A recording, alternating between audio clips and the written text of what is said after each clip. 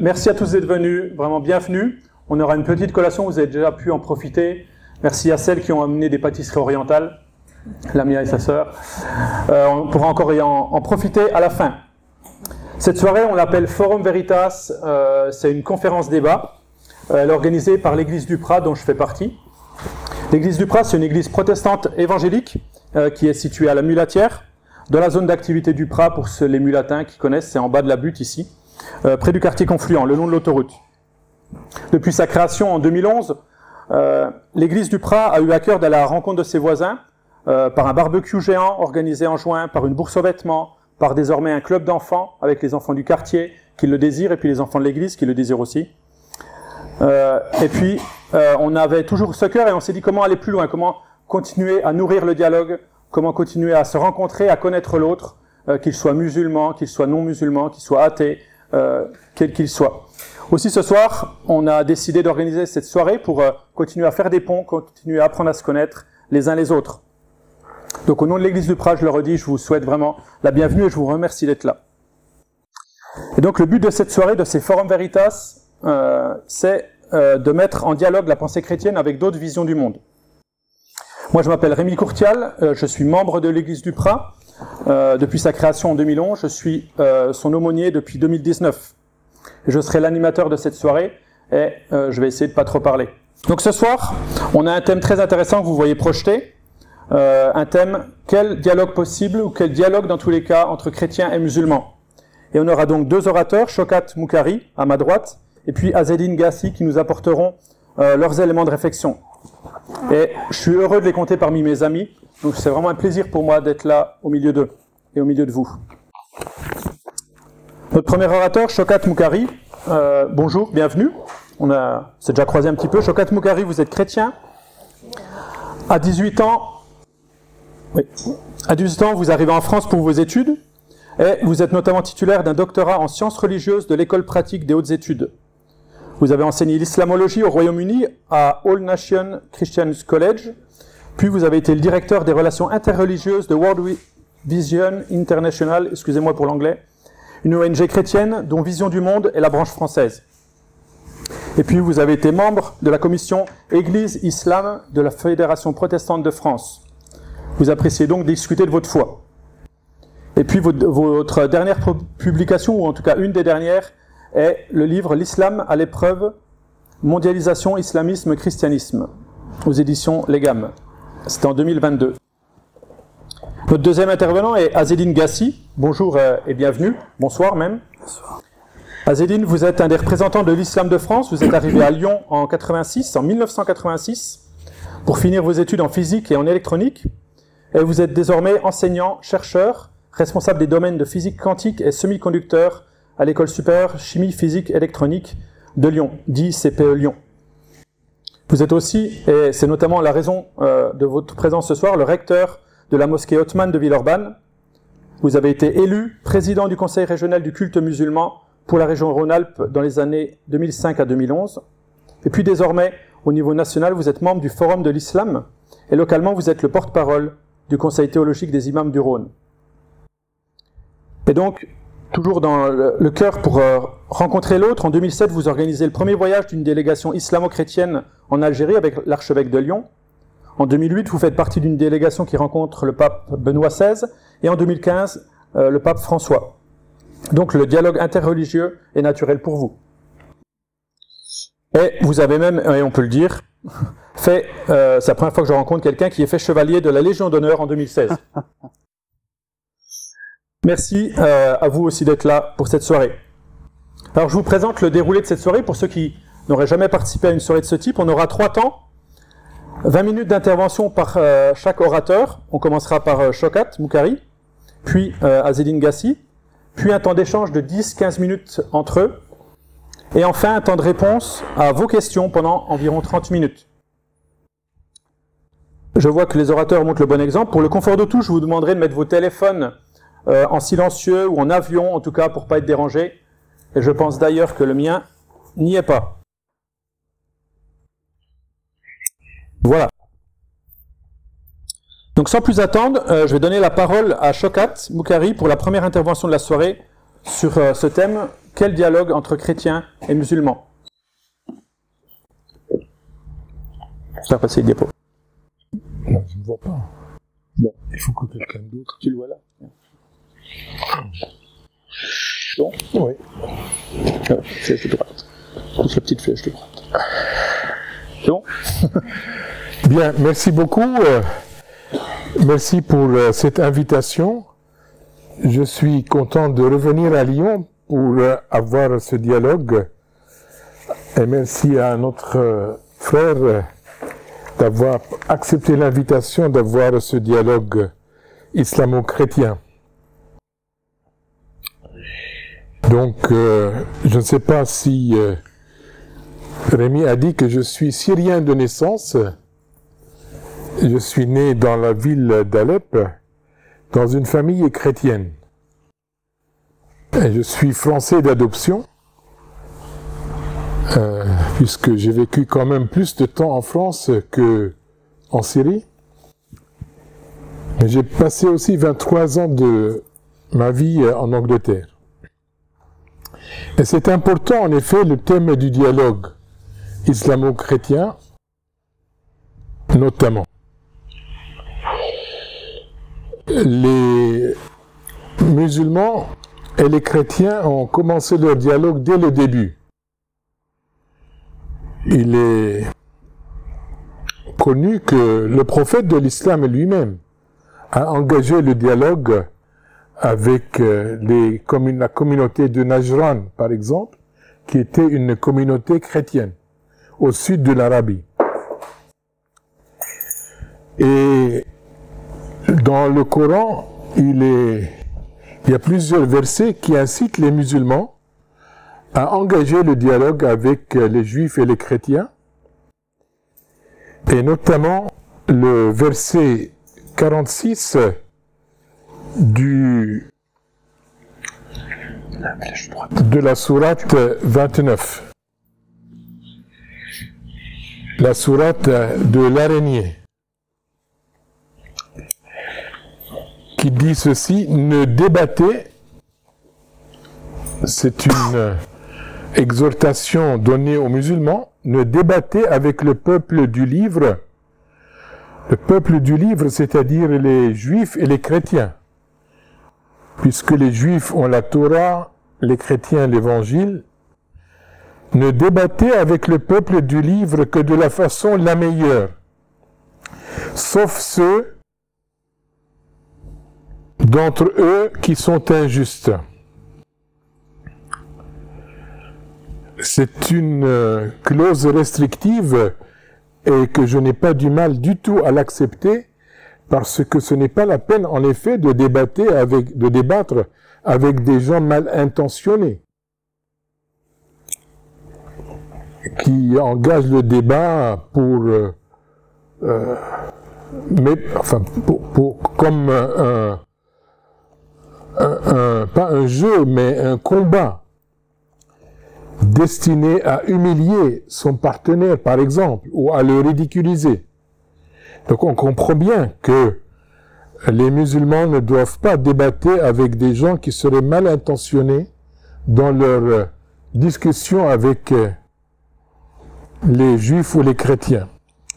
Dites-leur: nous croyons à ce qui nous fut révélé et à ce qui vous fut révélé, à savoir la Torah, l'Évangile et le Coran. Nous avons le même Dieu et c'est à lui que nous soumettons. Et puisque dans l'islam, la parole de Dieu, le Coran, n'est parole de Dieu que en langue arabe, je me permets de réciter ce texte en arabe. وَلَا تُجَادِلُوا أَهْلَ الْكِتَابِ إِلَّا بِالَّتِي هِيَ أَحْسَنُ إِلَّا الَّذِينَ ظَلَمُوا مِنْهُمْ وَقُولُوا آمَنَّا بِالَّذِي أُنْزِلَ إِلَيْنَا وَأُنْزِلَ إِلَيْكُمْ وَإِلَهُنَا وَإِلَهُكُمْ وَاحِدٌ وَنَحْنُ لَهُ مُسْلِمُونَ.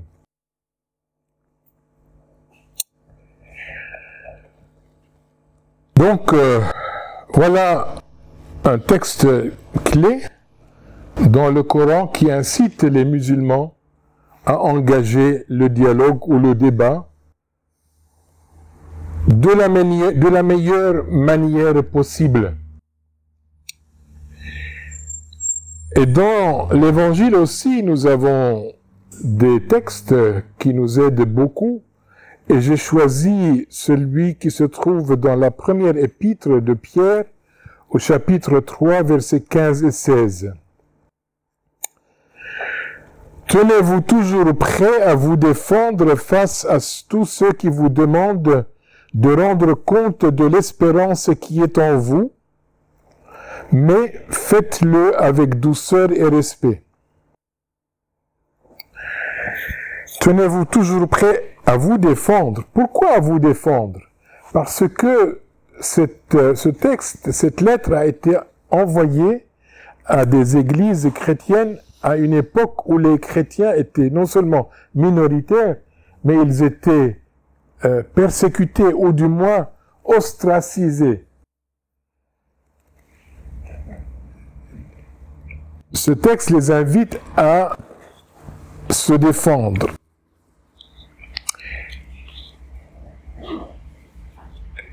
Et le mot grec, c'est apologie, d'où nous avons le terme apologétique.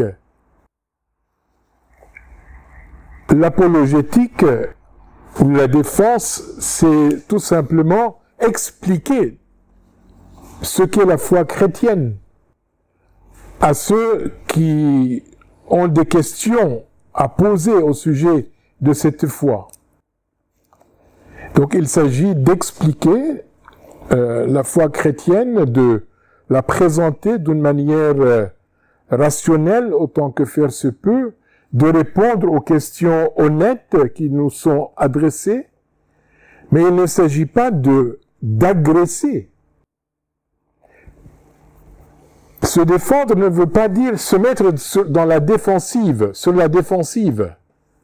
Non, on n'a pas à se mettre sur la défensive. Mais dans cette approche d'expliquer, qui est tout à fait, pas seulement permise, mais commandée, il faut faire attention à ne pas précisément passer de l'apologétique à la polémique. La polémique, comme le mot grec qui est à l'origine de polémios, signifie guerre. Donc la polémique signifie attaquer l'autre. Et non seulement expliquer sa foi.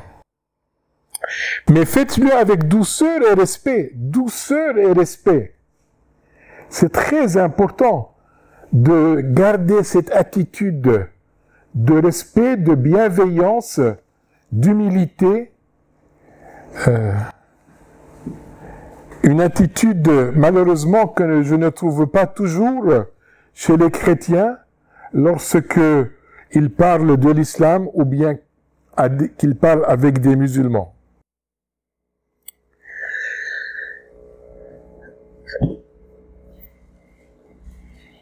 Mon deuxième sous-titre, c'est le dialogue comme troisième voie.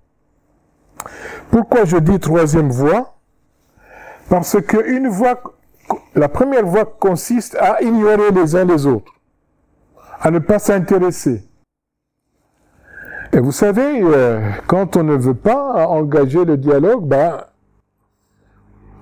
on trouve toujours des excuses.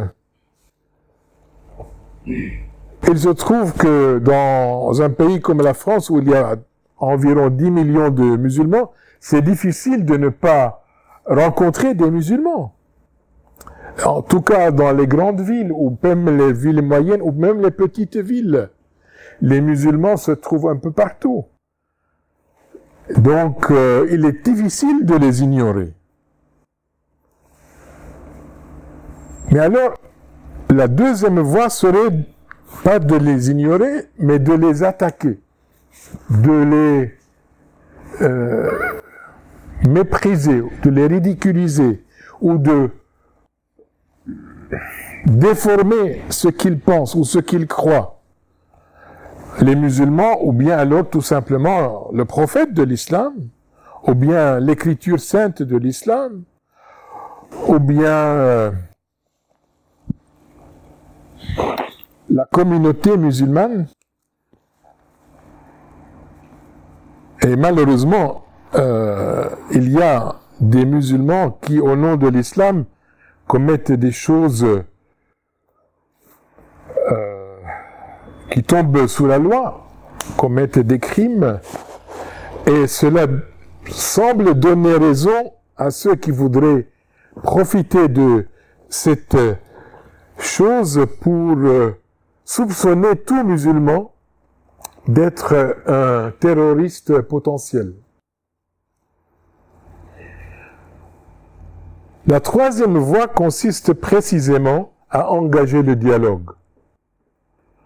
On n'ignore pas les musulmans ni l'islam, mais on ne veut pas non plus attaquer l'islam, les musulmans ou le prophète.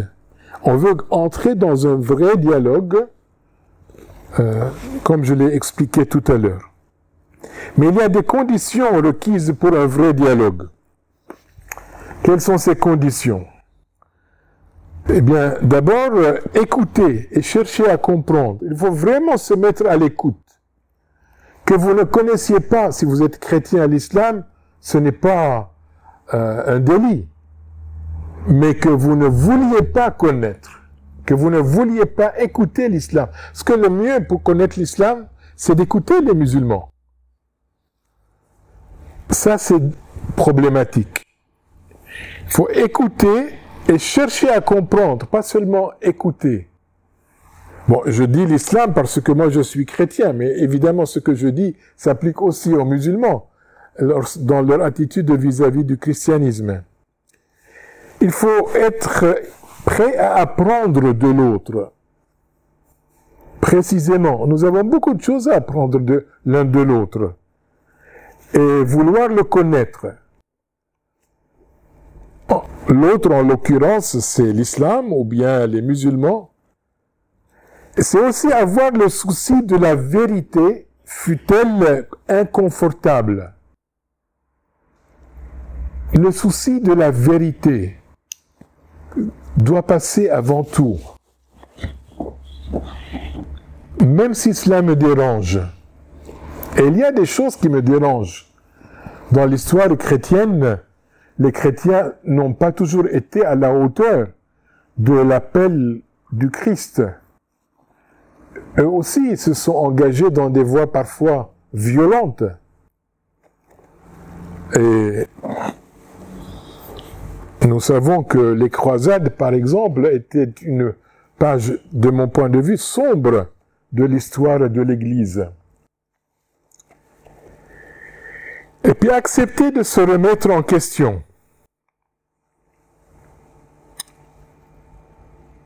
Et pour moi, c'est le musulman, il nous aide à se remettre en question. Par les questions qu'ils peuvent nous poser, justement. Des questions que nous ne nous serions pas posées nous-mêmes. Donc, il faut accueillir les questions des musulmans comme une opportunité pour nous de nous remettre en question. Parfois, je dis, j'ai beaucoup appris au travers des musulmans. En fait, c'est Dieu qui me parlait au travers des musulmans. Et les questions qu'il me posait, je les recevais comme des questions que Dieu me posait pour que je réfléchisse à ma foi, pour que j'examine mon attitude, pour que je jette un regard critique sur l'histoire de l'Église, etc. Puis se respecter mutuellement malgré nos désaccords. Il y a des désaccords entre nous. Ce n'est pas la peine de le nier. Eh bien, il faut prendre note de ces désaccords, mais en même temps, se respecter.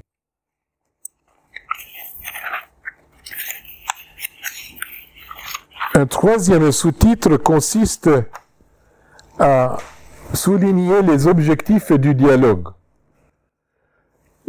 Je mentionnerai 3 objectifs en particulier. D'abord, dissiper les malentendus.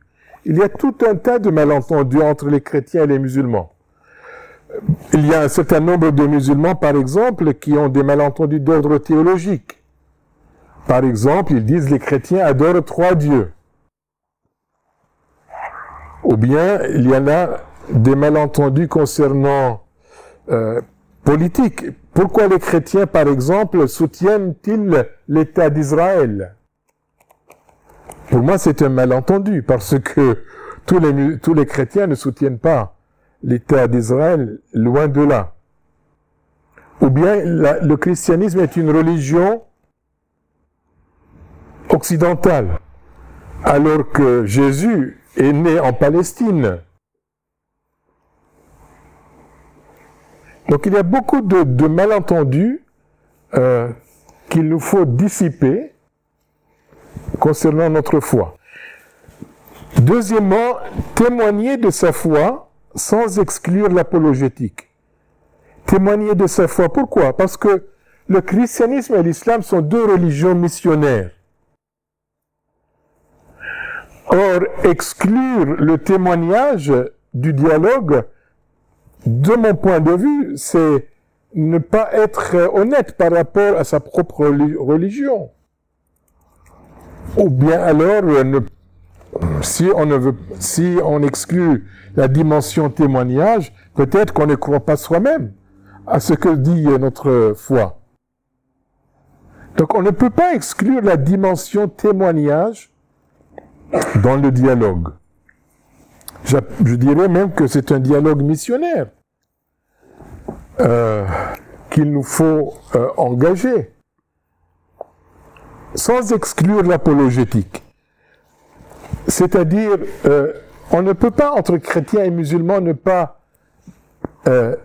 peut pas ignorer les questions qui fâchent. Parce que l'islam formule des critiques très sérieuses sur certains éléments qui sont au cœur de l'évangile. Bon, j'ai mentionné la Trinité, le Père, le Fils et le Saint-Esprit.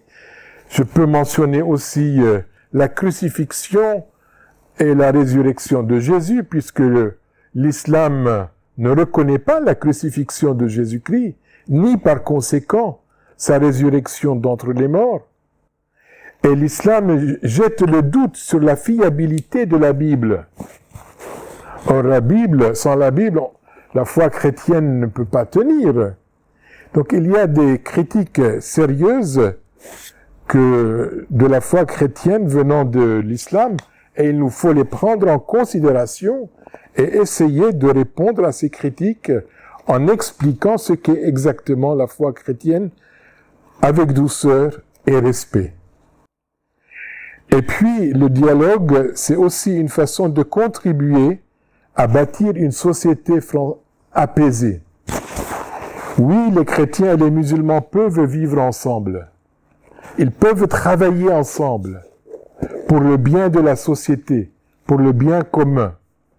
Et ils le montrent précisément en parlant les uns avec les autres, en faisant des choses ensemble pour le bien non pas seulement des chrétiens et des musulmans, mais de la société en général, des partisans de paix.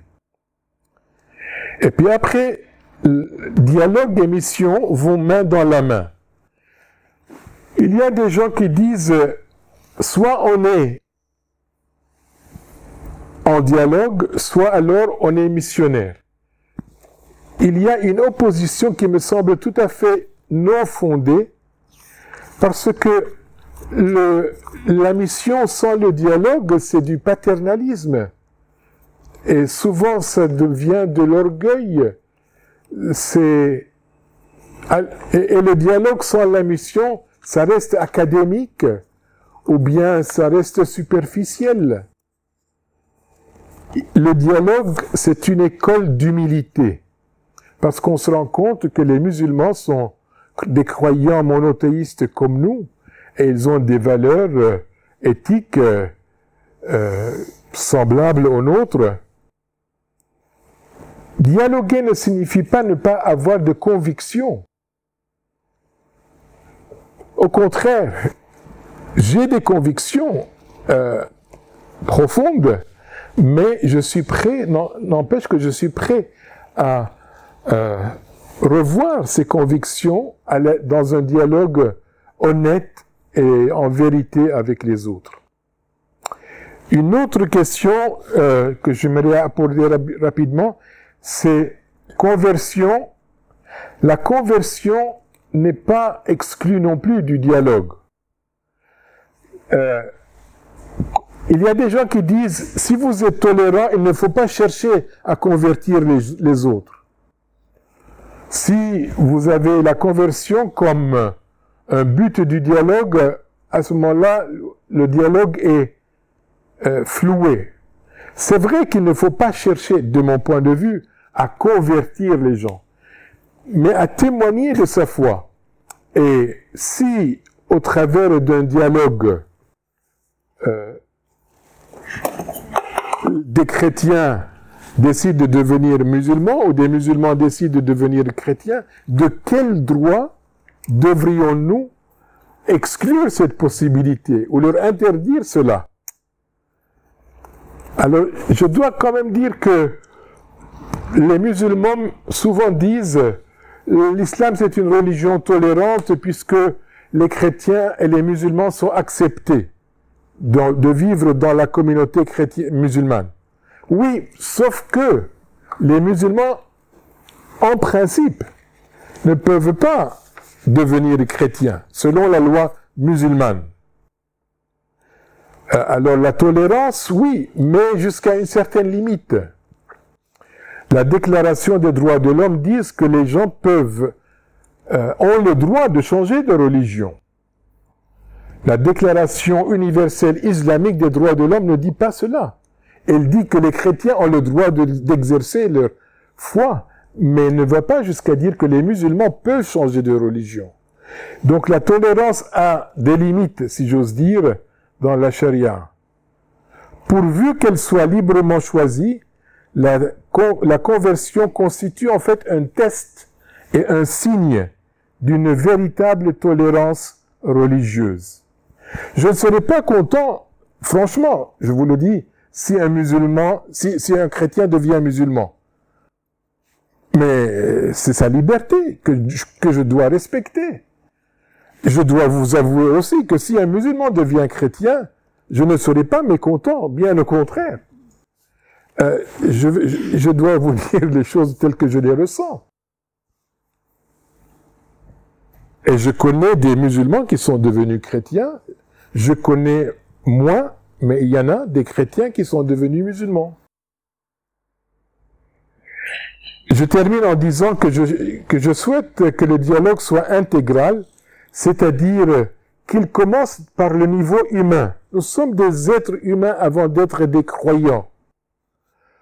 L'amitié, à titre humain, doit être le point de départ du dialogue. Puis après, le dialogue doit être aussi religieux et monothéiste. Nous avons comme point commun de croire en un seul Dieu. Et nous avons beaucoup de choses en commun. Le dernier chapitre de mon dernier livre fait la liste de 12 principes et valeurs qui sont communes au christianisme et à l'islam. Donc il y a des choses qui nous sont communes et dont il faut parler en tant que croyants monothéistes. De même, j'ai écrit un livre sur le Notre Père et la Fatiha. La Fatiha, c'est l'équivalent du Notre Père, si vous voulez, dans l'islam. Et là encore, il y a beaucoup de choses qui sont communes. En fait, moi, je ne vois rien dans la Fatiha que je ne puisse accepter comme chrétien. J'avoue que ce n'est pas réciproque. Les musulmans n'ont pas l'habitude, ils seront même choqués lorsque des chrétiens s'adressent à Dieu en lui disant « Notre Père ». Et puis le troisième et dernier niveau du dialogue, c'est le dialogue théologique et spécifique, c'est-à-dire ce qui distingue le christianisme et ce qui distingue l'islam. Il ne faut pas les ignorer, il faut aussi, dans la mesure où on peut le faire dans l'humilité, dans le respect mutuel, on peut aborder des sujets difficiles, notamment la fiabilité de la Bible, la personne de Jésus-Christ, est-il le Fils de Dieu ou bien un simple prophète? Et puis, par exemple, qu'est-ce qui prouve que Mohammed est un prophète? Donc ça, c'est des sujets théologiques plus délicats, mais on peut aller jusque-là, pourvu que l'on a commencé par le niveau humain et qu'on a poursuivi avec le niveau monothéiste et commun. On peut arriver jusqu'aux questions qui nous divisent. Mais il faut toujours le faire dans le respect mutuel. Je vous remercie.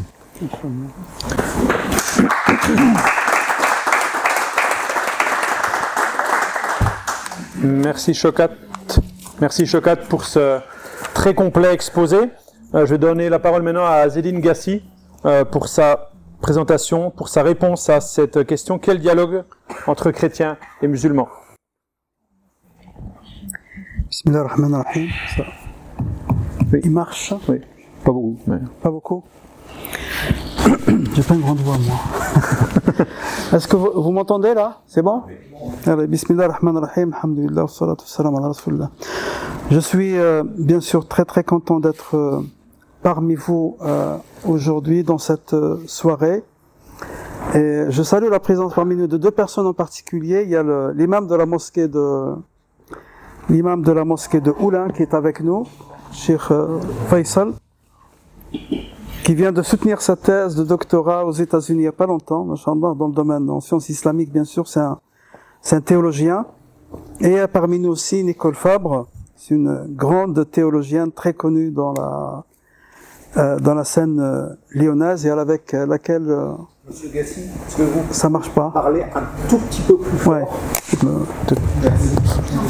Est-ce que... On change de micro. Est-ce que mon micro était meilleur? Vous m'entendez comme ça? Prenez ce micro alors. Ah, j'ai pas une grande voix. Est-ce que vous m'entendez comme ça? C'est bon? J'aurais du mal à parler fort, hein? Bon, je vais essayer. Vous avez une voix trop douce. On me le dit souvent, oui. Oui, je saluais la présence de deux personnes, je pense que c'est très important de le dire. Il y a l'imam de la mosquée de Oulin qui est avec nous, Cheikh Faisal, et il y a Nicole Fabre, qui était responsable à une époque donnée, mais je pense qu'elle est à la retraite aujourd'hui, mais qui continue à nous aider dans le dialogue interreligieux, avec laquelle je travaille beaucoup, puisqu'on intervient souvent dans des rencontres comme celle-ci, et avec le père de Lorme qui s'excuse de son absence. Je l'ai eu tout à l'heure au téléphone, il m'a dit qu'il ne pouvait pas être avec nous aujourd'hui. Vous m'entendez là, c'est bon? Alors nous, musulmans, comme vous le savez, nous sortons tout juste d'un mois d'intense spiritualité. C'est un mois très très important pour nous, et comme vous le savez, on retire pas beaucoup de choses du mois de Ramadan, hein, du jeûne du mois de Ramadan. Pour nous, le mois de Ramadan, au-delà de la privation du corps, c'est un mois très très très important. C'est un mois qui nous apprend à rompre avec nos habitudes, à apprendre à vivre dans la proximité de Dieu. Et il nous apprend surtout l'élévation spirituelle. Hein. C'est l'essence les plus profonds de ce mois de Ramadan. Et moi, je me réjouis que, en même temps que nous, on jeûnait le mois de Ramadan, il y avait nos frères chrétiens qui faisaient le carême. Ça montre, encore une fois, que le jeûne du mois de Ramadan n'est pas une spécificité musulmane, c'est une pratique spirituelle qui a traversé toutes les religions, toutes les croyances, toutes les spiritualités, comme le dit d'ailleurs un verset coranique, « Ya ayyuhalladhina amanu » je parle sous le Kutiba alaykum as-siyam wa kama kutiba ala alladhina min qablikum la'allakum tattaqun. Ô vous qui portez la foi, le jeûne vous a été prescrit comme il a été prescrit à ceux qui vous ont précédés, c'est-à-dire les juifs et les chrétiens. La'allakum tattaqun, il finit avec ça, la'allakum tattaqun, peut-être que vous seriez plus pieux, peut-être que vous allez sentir la présence d'Allah Azza wa Jal, parce que c'est ça le but, hein, apprendre à vivre dans la proximité de Dieu. Ce verset coranique est très très important parce que il nous dit il parle de l'existence quelque part d'une unité de filiation spirituelle qui marque encore une fois une fraternité spirituelle aussi. Mais cette unité de la filiation spirituelle ne veut pas dire qu'il n'y a pas une diversité de religions, et cette diversité religion, cette diversité, c'est une volonté divine pour nous musulmans. Il a cité un certain nombre de versets tout à l'heure, Dr Shawkat, mais il y a un verset coranique que nous citons très souvent dans nos relations, c'est Law sha'a rabbuka. C'est ça, hein, Law sha'a rabbuka la rabbukum. Law sha'a rabbuka la ja'alakum ummatan wahida. Si Dieu l'avait voulu, il aurait fait de vous tous une seule communauté. Si Dieu l'avait voulu, il aurait fait de nous tous des juifs ou des chrétiens ou des musulmans. Et quel est le sens de cette diversité? C'est dans la suite du verset coranique, walakin liyabluwakum. C'est pour vous éprouver par la diversité. Fastabiqul khayrat. Il nous dit, rivalisez par les bonnes actions, surpassez-vous chacun de son côté en allant dans le sens du bien. Et donc ce verset coranique est très très important, et c'est dans ce sens que l'islam nous appelle au dialogue avec les autres. Hein. Et Dr Shawkat encore une fois a cité le verset coranique. وَلَا تُجَادِلُوا أَهْلَ الْكِتَابِ إِلَّا بِالَّتِي هِيَ أَحْسَنُ. Nous discuter avec les gens du livre qu'avec la plus grande, je ne sais pas comment tu l'as traduit tout à l'heure, avec la plus grande des courtoisies, des traductions possibles. Et ensuite il nous dit وَقُولُوا لَهُمْ, dites-leur que إِلَهُنَا وَإِلَهُكُمْ وَاحِدٌ, notre Seigneur et le vôtre est un, وَنَحْنُ لَهُ مُسْلِمُونَ, muslimon dans le sens et nous lui sommes soumis. Donc le dialogue est très présent bien sûr dans les textes musulmans, que ce soit dans le Coran, qui est la parole de Dieu pour nous, ou les hadiths, qui représentent la parole du prophète alayhi salatu wassalam. Et donc c'est le sens véritable de notre conférence aujourd'hui. C'est un appel au dialogue, et comment dialoguer. C'est dans ce sens que je vais orienter mon intervention sur 3 parties, comme l'a fait Shawkat tout à l'heure. La première chose, c'est pourquoi dialoguer, comment dialoguer, et comment on peut dialoguer entre nous aujourd'hui. Alors la première chose, c'est pourquoi dialoguer. Moi, je fais partie, et moi je suis engagé dans le dialogue interreligieux depuis très très longtemps, ça fait 25 ans, peut-être un petit peu plus, et je suis un fervent défenseur du dialogue interreligieux, et je pense avec le temps que le dialogue interreligieux, je l'ai dit souvent, c'est pas une option parmi d'autres. Le dialogue interreligieux aujourd'hui, et plus particulièrement le dialogue islamo-chrétien, c'est une nécessité, c'est vital pour nous aujourd'hui, avec tout ce que nous sommes en train de traverser aujourd'hui. Et vous voyez que nous vivons une époque très très compliquée, une époque de diversité, de partage et de très profonde complexité. Toutes les religions, les 3 grandes religions, l'islam, le christianisme et le judaïsme, ont quitté l'espace qui les a vus naître, et elles se sont installées un petit peu partout dans le monde. Elles se sont mondialisées. Bien sûr, cette mondialisation des religions était facilitée par les médias, par la communication, par l'immigration aussi. Et cette mondialisation des religions les a poussées à se poser des questions sur elles-mêmes, et notamment pour les musulmans, et notamment pour l'islam. Cette mondialisation a poussé les religions à se poser des questions sur elles-mêmes, à se positionner par rapport aux autres religions, et à s'ajuster par rapport aux religions minoritaires, justement, si bien qu'aujourd'hui, moi je pense qu'il y a 3 grandes questions qui se posent à nous. C'est comment on va faire pour vivre, pour cohabiter ensemble les uns avec les autres dans la même France, dans la même Europe, et même dans la même Méditerranée, parce que n'oubliez pas, moi dans le passé, j'ai intervenu beaucoup en Algérie, dans le cadre du dialogue interreligieux. On a intervenu avec Nicole justement au Maroc, dans le cadre du dialogue interreligieux, en Italie, un petit peu partout en Europe. Et c'est une vraie question aujourd'hui.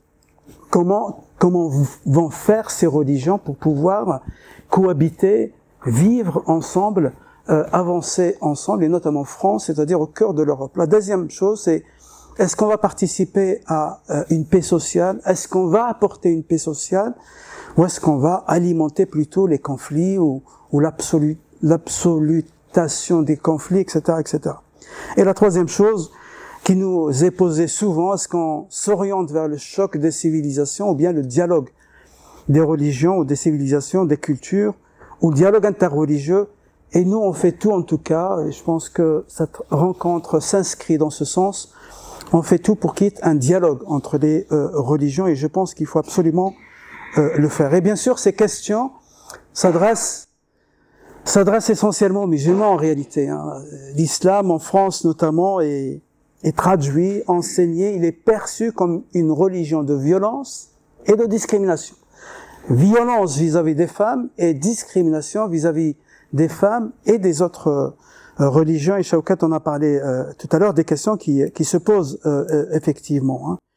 Alors bien sûr, on sait que les médias, certains politiques, certains intellectuels participent beaucoup à cela, et aujourd'hui, il est vrai, nous vivons très mal, nous les musulmans, parce que il ne passe pas un jour sans que les médias ne parlent de l'islam et des musulmans. 365 jours sur 365 jours, matin, midi et soir, on parle sur les musulmans. On se pose la question sur le danger que représente la présence de l'islam en France et en Europe. Alors que les musulmans, on pense que les musulmans sont là depuis la guerre d'Algérie, c'est-à-dire il y a 132 ans ou quelque chose comme ça. L'islam est en France depuis le 7e ou 8e ou 8e siècle de l'Égypte. Je parle puisque vous savez qu'on a découvert à Marseille, on a découvert 2 tombes on a utilisé la datation du carbone 14 et ils ont dit que ces tombes-là ils ont daté de 13e, 14e siècle que l'islam existe ici en France, et on peut en parler tout à l'heure si vous voulez. Ils posent la question sur le danger de la présence des musulmans en France. Ils posent la question si les musulmans vont un jour pouvoir s'intégrer dans une société complètement sécularisée. On pose la question sur les rapports les valeurs de l'islam qui seraient incompatibles avec ceux de l'Occident, alors que effectivement le travail, moi j'aimerais bien lire ce livre, il en a sorti, d'après ce qu'il a dit tout à l'heure, une douzaine de valeurs sur lesquelles que nous partageons tous en réalité. Voilà, un certain nombre de questions qui se posent aujourd'hui.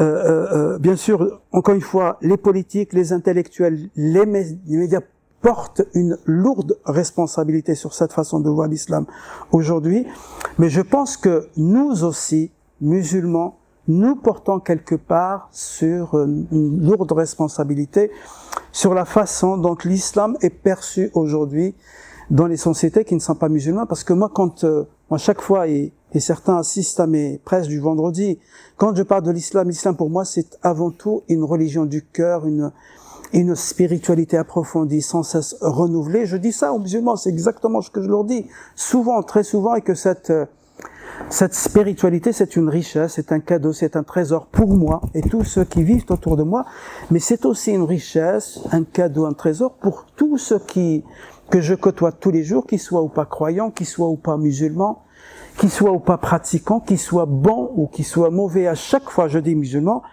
témoigner, il a utilisé le verbe témoignage tout à l'heure. Témoigner, ne pas pousser à la conversion. À chaque fois que nous avons la possibilité de ce que nous avons dans notre cœur, nous devons le témoigner, nous devons le dire.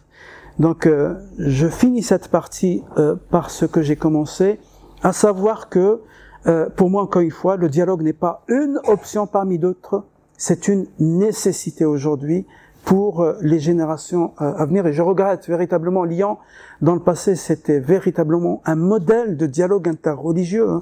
Et vous avez tout à l'heure dit ce que nous avions fait en 2007, ce pèlerinage très important à Tibérine, avec une délégation musulmane et chrétienne, catholique très exactement, avec le cardinal Barbarin à l'époque. Il y avait le père Christophe Delorme et pas mal de prêtres qui étaient avec nous. Et moi, j'étais avec un certain nombre d'imams. Il y avait Kamel Kaptan, qui est le recteur de la mosquée de Lyon, qui est avec nous. Ensuite, il y avait création de beaucoup, de dizaines de commissions interreligieuses. Les symboles étaient véritablement avec nous. Il y avait vraiment un dialogue. Et encore une fois, Lyon était un modèle au niveau national, au niveau régional, et même au niveau international, comme je l'ai dit tout à l'heure. Malheureusement, aujourd'hui, on assiste à un retrait. Il y a véritablement un frein.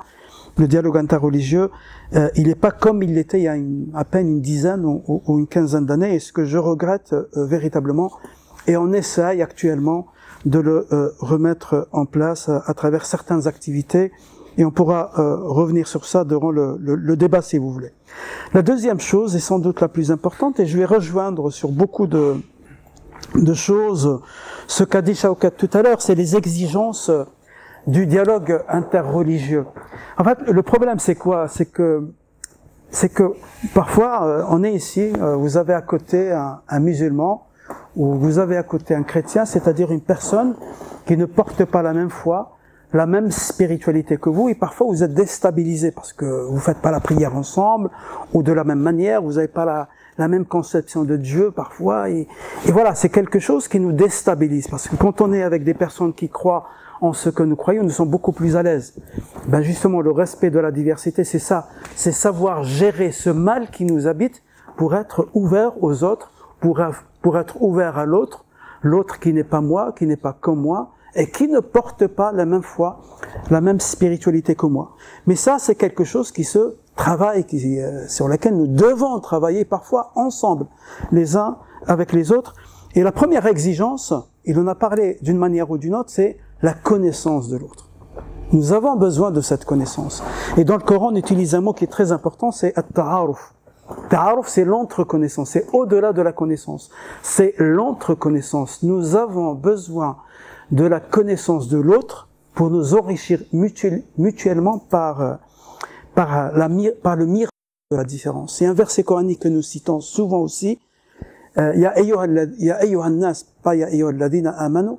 Ya ayyuhan nasu, inna khalaqnakum min dhakarin wa untha wa ja'alnakum shu'uban wa qaba'ila lita'arafu. Aux gens, nous vous avons créé à partir d'un homme et d'une femme, et nous avons fait de vous des peuples et des tribus pour que vous vous entreconnaissiez. C'est au-delà de la connaissance, c'est-à-dire aller au fond de l'autre.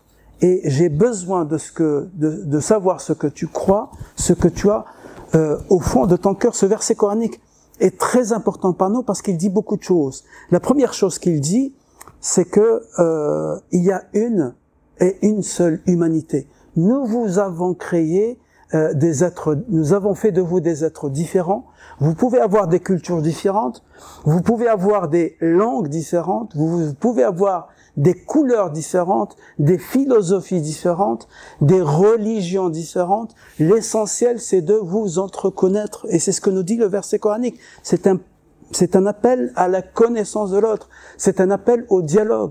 L'essentiel, c'est de construire les ponts, les passerelles de l'entreconnaissance, aller vers l'autre et savoir ce qu'il est véritablement. Une humanité dans laquelle il n'y a pas de différence de religion, c'est la fin de l'humanité. Nous ne sommes humains que par nos différences en réalité. Et donc ce point-là, il est très très important, la connaissance de l'autre. Et dans la connaissance de l'autre, il y a bien sûr la notion de l'humilité qui est très très présente dans nos deux religions. La deuxième exigence, et c'est très très important, c'est le respect de l'autre. Alors, tous les deux d'ailleurs, dans les deux religions, on parle aujourd'hui beaucoup plus de respect que de tolérance. Hein. La tolérance, c'est un concept qui est largement dépassé aujourd'hui parce que tolérer l'autre, c'est le supporter qu'il existe ou qu'il soit. Ça n'a pas de sens. Je ne veux pas que ma présence en tant que musulman soit un blocage pour l'autre. Je ferai tout pour que ma présence soit une richesse. Et il en a beaucoup parlé tout à l'heure, Dr Shawkat. Moi, je me suis beaucoup enrichi avec mes contacts avec les chrétiens et même avec les juifs. Hein. J'ai beaucoup appris de mes contacts avec Nicole. avec Christian Delorme. Je cite cela parce que nous intervenons souvent ensemble. Et de toute façon, c'est Dieu, encore une fois. C'est Dieu qui a voulu que tu sois, et je respecte ce que Dieu a voulu en te respectant. C'est aussi simple que ça. Le verset coranique que j'ai cité tout à l'heure, si Dieu l'avait voulu, il aurait fait de nous tous une seule communauté. Et donc c'est une épreuve. Et au-delà de ce que je vais dire aujourd'hui, parce que c'est simple aujourd'hui de dire qu'il faut dialoguer, il faut être ensemble, il faut avancer ensemble, il faut que l'on soit ensemble pour la paix, etc. Parce que nous parlons à un public qui est acquis en quelque sorte, mais moi ce que je dis souvent, c'est au-delà de ce que nous disons ensemble quand on est ensemble, moi ce qui m'intéresse, c'est que ce que dit l'imam dans sa mosquée, ce que dit le pasteur dans son église, ou le prêtre dans son église, c'est ça véritablement ce que vous dites, vous, chacun de nous, la façon dont il parle de moi, du musulman, ou la façon dont il parle du chrétien quand il est avec ses enfants, quand ils sont en train de manger à table, c'est ça véritablement qui m'intéresse. Et parce que finalement, c'est ça, nous devons. Moi, je sais pas où va la France véritablement aujourd'hui. Hein. Nous avons des problèmes extraordinaires et je vais pas revenir sur les difficultés que nous traversons aujourd'hui, mais nous devons laisser quelque chose à nos enfants. Nous devons leur apprendre à respecter les autres, à respecter les sentiments des autres. Et encore une fois, les autres, ce sont ceux qui ne portent pas la même foi, la même spiritualité que nous, et avec lesquels nous devons nous construire ensemble, parce que nous vivons dans le même pays et que nous sommes devenus une communauté de destin. Nous avons les mêmes préoccupations, nous avons les mêmes problèmes. Et le soir, nous avons, encore une fois, nous voulons trouver un travail, nous voulons pour nourrir nos enfants, nous voulons éduquer nos enfants, et nous voulons tous pratiquer notre foi, notre spiritualité dans le respect des autres et dans le strict respect des lois républicaines. Donc finalement, nous avons encore une fois les mêmes préoccupations et les mêmes aspirations. Et tu me diras si j'ai dépassé Chocat a dépassé aussi, donc tu peux encore prendre 3-4 minutes. Quoi. Ouais, je viens tout juste de commencer. J'aime beaucoup les gens qui parlent trop de toute façon. Ouais. Le troisième, je vais faire vite. Le troisième point, c'est très très important, mais c'est peut-être le point le plus difficile. Le troisième point, c'est le respect de l'autre. On a dit la connaissance de l'autre, le respect de l'autre. Et le troisième point, c'est le plus difficile peut-être, c'est porter un regard positif sur l'autre. L'autre, encore une fois, qui n'est pas comme moi et qui ne me ressemble pas. Et porter un regard sur l'autre, il en a bien parlé tout à l'heure, Shawkat aussi, c'est savoir à l'écoute de l'autre. Savoir que dans sa différence, il peut m'être utile. Il peut m'aider à savoir qui je suis véritablement. Et c'est dans ce sens que nous disons tous, à tous ceux qui s'engagent dans le dialogue interreligieux, avant d'aller vers l'autre, il faut absolument que tu apprennes à savoir qui tu es véritablement. Sinon, tu auras des problèmes. Si tu n'approfondis pas ce que tu es, tu auras des problèmes dans le contact de l'autre.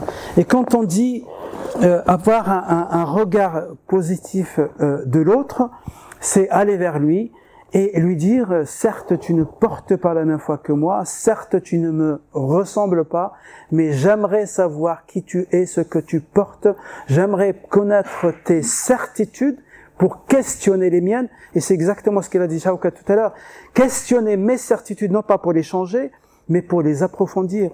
Et je pense, moi, ce que j'ai appris beaucoup au contact des chrétiens, c'est justement ça.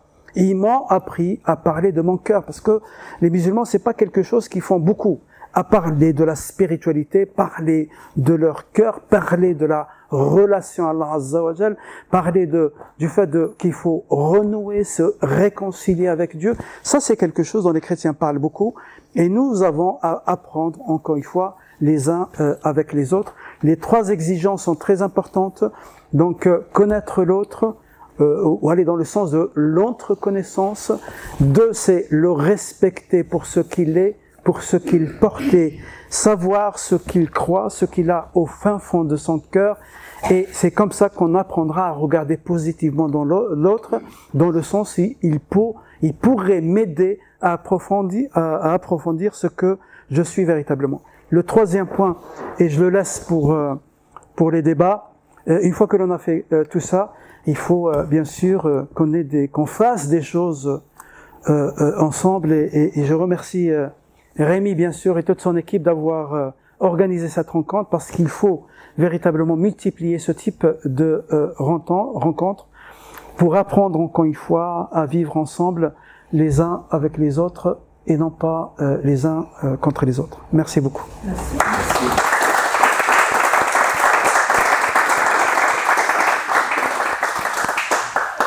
Merci à vous deux, c'était très enrichissant. On vous écouterait des heures, mais on va quand même passer à un temps d'échange peut-être un peu plus court que prévu entre vous deux. Je vais peut-être vous donner la parole, Shokat, pour rebondir peut-être sur quelque chose que vient d'exposer Azzedine. Si vous avez un élément sur lequel vous aimeriez avoir plus de détails ou qui vous questionne. Tout d'abord, je suis très heureux de noter qu'il y a beaucoup de convergence entre nous. Alors qu'on ne s'est pas concerté en fait. Hein. Alors qu'on ne sait pas, on n'a pas... Non, on se connaissait pas avant ce soir. Mais je vous ai écouté sur YouTube, hein, quand vous avez discuté avec un ami à moi, un Algérien qui s'appelle Karim Areski. Non, j'aurais deux questions à vous poser. La première, c'est pourquoi, à votre avis, le dialogue entre chrétiens et musulmans a régressé, vous avez dit, ces dernières années, ces derniers 10-15 ans. Vous avez dit qu'à Lyon, ce dialogue était très vivant, très riche, et si j'ai bien compris, vous avez regretté que cela ne soit plus tellement le cas à Lyon. Alors j'aimerais savoir pourquoi, quelles sont les raisons. Et la deuxième question que j'aimerais vous poser, vous avez, depuis que vous vivez en France, et cela... Ça date maintenant, hein, de 25 ans à peu près. Non, on est pratiquement à 40 ans. 86, oui, 86. Ça fait 40 ans. Ouais. 40 ans. Je suis plus jeune. Alors, vous avez aussi, pendant ces 40 ans, rencontré 39 ans, des chrétiens, et des chrétiens de haut rang, j'allais dire. Vous avez rencontré deux papes, ouais. Ce qui ne m'a pas été donné, personnellement. Alors, qu'est-ce que vous avez appris sur le christianisme au travers de vos fréquentations des chrétiens, et des chrétiens aussi prestigieux que le cardinal Barbarin et puis le pape? Est-ce qu'il y a des choses sur le christianisme que vous ne connaissiez pas et que vous avez découvert au travers de vos contacts avec les chrétiens? Il faut une conférence pour répondre à ça. Donc la première question, qu'est-ce qui fait que le dialogue est moins fort à Lyon et même peut-être même en France? Comment expliquer ou même sur le plan international d'ailleurs. Hein, je pense que c'est une question qui nous préoccupe beaucoup à Lyon. Hein. On a travaillé dessus la dernière fois. Je pense qu'il y a qu'une année, il y a une année, un petit peu plus, on a fait une rencontre entre Nicole, tu m'aides, c'était à la Grande Mosquée de Lyon, on était 50 à peu près, je crois, 50, tu étais avec nous, non? Non, tu étais pas avec nous. C'était les catholiques alors, c'était pas ouvert, c'était que les catholiques, ouais. Hein? C'était essentiellement pour discuter de qu'est-ce qui a fait que le dialogue interreligieux a pris du recul. L'explication la plus importante, c'est le contexte international. Hein. C'est la violence et les guerres, etc. Tout ce qui s'est passé en Palestine, tout ce qui les meurtres, etc. Les conflits, tout ça, c'est essentiellement ça parce que parfois on nous regarde à travers on le fait tous, hein. On me regarde moi à travers ce que ils voient sur les journaux télévisés, à travers ce qui se passe en Algérie, ce qui se passe en Palestine, ce qui se passe au Yémen, ce qui se passe en Irak, etc. Et on nous regardait comme ça, et c'est ça que les gens se posaient véritablement des questions. Et en fait, Donc ça, c'est la première raison. La deuxième raison, en fait, moi, je le dis toujours et je le dis maintenant, enfin, je pense que il y avait des symboles qui étaient qui nous poussaient vers le dialogue interreligieux. Et il est vrai que le cardinal Barbarin a joué un rôle extrêmement important dans le dialogue interreligieux parce qu'il était personnellement impliqué dans le dialogue interreligieux. Quand on a décidé, moi, quand je suis allé le voir, je pense que c'était en 2005, si mes souvenirs sont bons, j'étais le président du conseil régional du culte musulman. Et ça fait pas longtemps qu'il était arrivé. Moi, j'étais impressionné par ce qu'ont fait les moines de Tibérine en Algérie. Moi, j'ai découvert par hasard leur présence en Algérie en réalité. Hein. Et il y avait un médecin, qui est-ce qui peut me rappeler son nom? Frère Luc. Frère Luc, qui a fait ses études ici à Lyon d'ailleurs. Il a fait ses études de médecine. C'était un grand médecin. Et il faisait le frère Luc. Il consultait jusqu'à 150 patients par jour. Aujourd'hui, les médecins, quand ils ont 20 à 30, ils sont très contents. J'étais impressionné par cette personne. Et je suis allé voir le cardinal Barbarin. Qu'est-ce que tu penses si on peut faire un voyage comme ça? Ça pourrait nous renforcer les relations avec les uns et les autres. Et je me rappelle de sa réponse. Si vous y allez demain, j'irai avec vous. La réponse, elle était spontanée. Hein. En fait, ça a commencé comme ça. Et ensuite, ce qui était un rêve est devenu une réalité. On a passé 10 jours d'une très intense spiritualité où nous avons visité trois grandes villes. Nous avons commencé par Annaba, Bonn, dans laquelle il y a une grande cathédrale, la cathédrale. D'ailleurs, il appelle en Algérie la Labouna. Et la deuxième ville qu'on avait visitée, c'était Constantine. Constantine parce que c'était le symbole du savoir, de la connaissance et la formation des imams. Et on avait visité l'université de l'émir Abdelkader. Et on a fini par Alger et Tibérine. Et à chaque fois, on faisait des conférences à deux. C'était un pèlerinage extraordinaire et il a eu beaucoup de retombées. Ensuite, quand on est revenu, pratiquement pendant 20 ans, on passait dans les villes pour faire ce travail-là. Bon, ces symboles-là, maintenant, voilà, et on va dire, il était très honnête dans sa façon de parler, et je vais être très honnête dans ma façon de parler. Il y a beaucoup de prêtres et beaucoup d'imams, dans les deux, hein, qui ne sont pas forcément portés par le dialogue interreligieux. Les jeunes les jeunes prêtres, les jeunes imams qui ont 30, 40 ans ne sont pas du tout intéressés par le dialogue interreligieux. Et ils sont portés plus, et je vous le dis comme je le pense, plus par la conversion. Et certains, quand ils s'engagent dans le dialogue interreligieux, ce qui les intéresse plus, c'est la conversion de l'autre que le dialogue ou avancer vers l'autre. Et d'ailleurs, c'est une des questions que je vais poser tout à l'heure à Chauket. Ça, c'est la première réponse. Il y a d'autres raisons, on en parlera et je ne vais pas monopoliser la parole. Et la deuxième question, c'était... Est-ce que vous avez appris des choses sur le christianisme au travers de vos amitiés avec des chrétiens en France? J'en ai parlé tout à l'heure. Hein. Moi, ce que j'ai appris, et je l'ai dit tout à l'heure, peut-être c'est la chose la plus importante que j'ai appris aux autres. J'ai appris à ne pas... vous savez, moi, quand on me pose des questions, j'ai tellement intervenu à droite, à gauche, ça me gêne pas qu'on me dise des choses quand on est honnête avec moi et qu'on me dise ce qui leur plaît pas dans moi ou dans ma religion, quelque chose comme ça. Moi, j'aime bien qu'on me pose des questions. Parfois, je sais répondre, parfois, je ne sais pas répondre. Et quand je sais pas répondre, je vais encore une fois approfondir ma connaissance de ma religion. Et c'est ce que j'ai dit tout à l'heure. J'ai besoin de connaître les certitudes de l'autre pour questionner les miennes, non pas pour les remettre en cause, mais encore une fois pour les approfondir. Et c'est ça que j'ai appris beaucoup de mes frères chrétiens, catholiques et protestants d'ailleurs.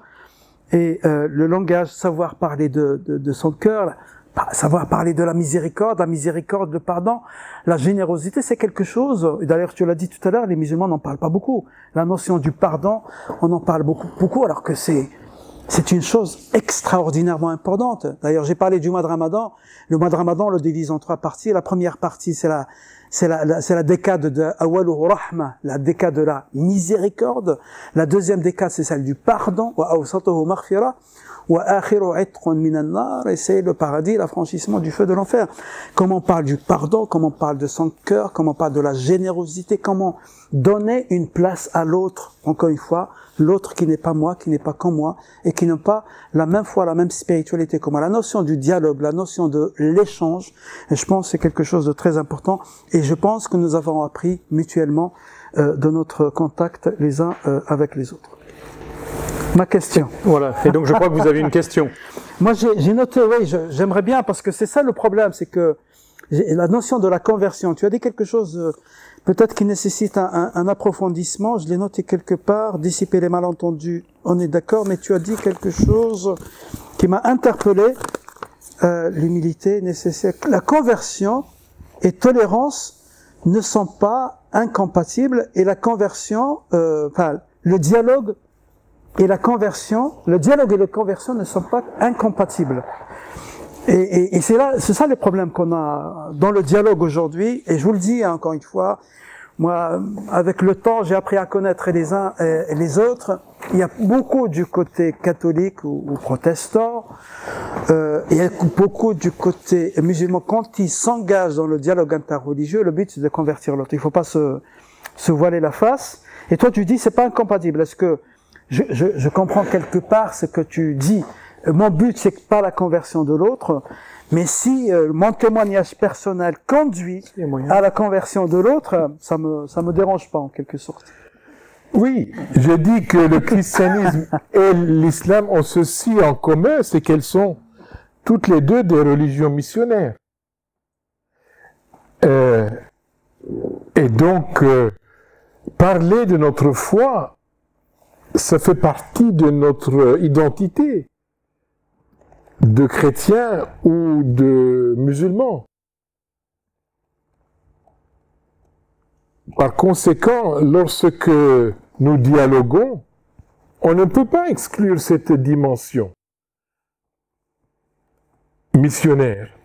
Ceci dit, il ne faut pas tomber dans le travers de chercher la conversion de l'autre, de mettre la conversion de l'autre au premier rang, de nous focaliser sur cela.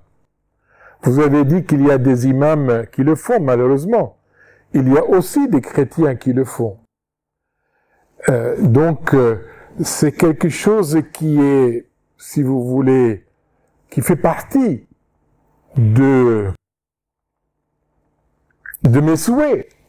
Je vais vous dire honnêtement, si je souhaite vraiment qu'au travers de ce dialogue, le musulman connaisse mieux ce que c'est le christianisme, ce que c'est l'évangile. Et si le musulman, ayant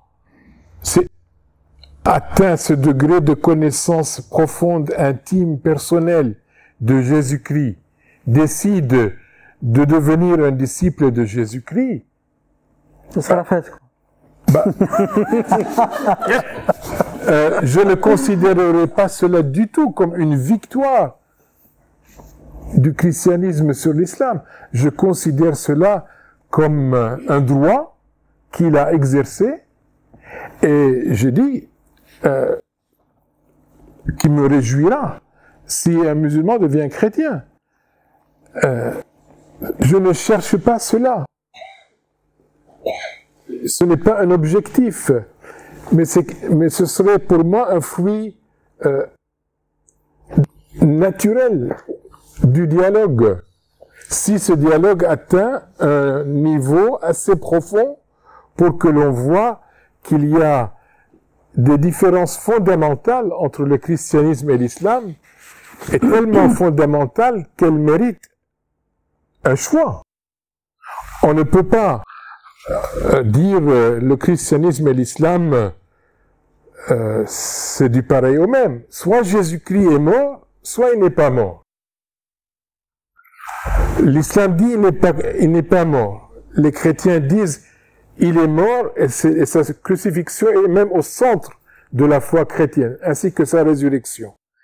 Donc, si un musulman ayant approfondi, par exemple, cette question, décide que non, Jésus-Christ est mort pour le salut de l'humanité et mon propre salut, et je vais accepter l'amour de Dieu qui a été manifesté au travers de la mort et de la résurrection de Jésus-Christ, ben cela me réjouira. Bon, je ne veux pas développer l'autre situation qui peut aussi se présenter et qui se présente. Donc c'est pour cela que je dis, on ne veut pas mettre la conversion au devant de notre dialogue comme objectif du dialogue, mais comme un souhait, si vous voulez, comme un espoir. Je ne veux pas aller plus loin que ça. Et si ce souhait, si cet espoir se réalise, ben, je ne veux pas m'en plaindre. C'est tout. Encore une fois, si cette conversion se fait en toute liberté de conscience, sans aucune pression faite, exercée sur les personnes. Docteur, tu as parlé tout à l'heure... Appelle-moi Shaukat. Oublie docteur. Dissiper les malentendus. Oui. Si on peut, mis à part les contenus de nos foi respectifs, et la conversion, les deux, il y en a d'autres malentendus? Tu as dit, je pense... Ah, il y a plein de malentendus entre les chrétiens et les musulmans. Ouais, Courtement. Par exemple, les musulmans sont soupçonnés par beaucoup de chrétiens d'être des... Prosélytes. Non, des terroristes en devenir. Comme si la violence fait partie de l'islam et qu'elle fait même partie de l'identité musulmane. Pour moi, c'est une perception inexacte. De même, beaucoup de musulmans, lorsque pensent que les chrétiens soutiennent l'État d'Israël. Pourquoi? Parce que beaucoup d'Américains, surtout les Américains évangéliques, soutiennent Israël. Netanyahou lui-même a dit, nous avons à la Maison Blanche un président on n'a jamais eu à la Maison Blanche un président qui soit aussi en faveur de l'État d'Israël. Bon, tous les présidents des États-Unis. Donc, alors que moi, par exemple, je me dis, beaucoup de chrétiens autour de moi ne sont pas du tout en faveur de l'État d'Israël tel qu'il est actuellement. Nous avons de très sérieuses critiques par rapport au gouvernement actuel, mais pas seulement au gouvernement d'Israël. Moi, en tant que chrétien, je ne conçois pas comment un chrétien peut soutenir un État qui soit fondé sur la discrimination ethnique. Puisque c'est un État pour les Juifs, et la loi de 2018 l'a confirmé. Donc, est citoyen d'Israël celui qui peut prouver qu'il a des origines juives. Bon, les Arabes palestiniens, c'est un peu l'exception qui confirme la règle, hein. Mais je veux dire, c'est comme si en France on disait seulement les Français catholiques peuvent être citoyens, ou bien les Français blancs peuvent être citoyens français. Ce serait une aberration. Mais en fait, je comprends pas comment les Français n'utilisent pas le même genre d'argument pour mettre en question la nature discriminatoire de l'État d'Israël. Donc, moi, je ne suis absolument pas pour que les Juifs disparaissent, mais je suis pour le démantèlement de la structure foncièrement discriminatoire de l'État d'Israël. Et donc, mon soutien à Israël est très conditionné, quoi. Merci pour... on a carrément pris le temps de dissiper le malentendu. J'espère. On voulait juste le nommer. C'est quelque chose qui me tient d'autant plus à cœur à cause de l'actualité tragique. Ouais. J'imagine bien. À cause de l'actualité tragique de Gaza et de la Cisjordanie.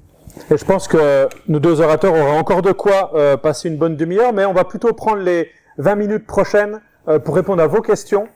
Merci à vous en tout cas pour vos exposés. On voit bien qu'il y a des points communs, il y en a de nombreux points communs. On voit bien qu'il y a quelques petites choses qui sont un peu différentes. Peut-être que vous avez des questions.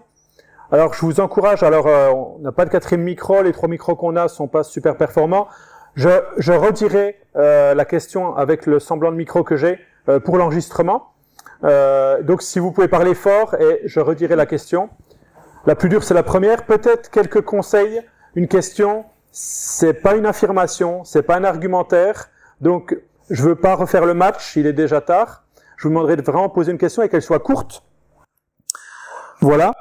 Et comme le sujet de cette soirée et comme nos orateurs chacun l'ont dit, je vous demanderai d'avoir des questions respectueuses de la personne, de l'orateur à qui vous vous adresserez et de sa foi. Voilà, la plus dure, ça va être la première. Et puis, ah oui, j'encourage chacun de mes orateurs à répondre courtement. Parce que comme ça, on aura plus de questions pour pas prendre 10 minutes par question, parce qu'on fera que 2 questions. Ou alors il faut prendre plusieurs questions à la fois dans ce cas. Ouais, c'est ça. Non, mais voilà. Chacun pose une question et puis on essaie de répondre en 1 ou 2 minutes chaque fois. Il faut quand même prendre le temps qu'il faut. Et indiquez à quel orateur vous vous adressez. Oui, monsieur? Voilà, j'aimerais vous poser une question, monsieur l'imam. C'est à propos de la charia. Vous êtes musulman et la charia fait partie de l'islam. C'est une partie qui, je crois, est assez importante dans l'islam. J'aimerais savoir, pour vous, quel est votre rapport à cette notion de charia. Est-ce que vous la souhaitez? Est-ce que vous l'appliquez chez vous?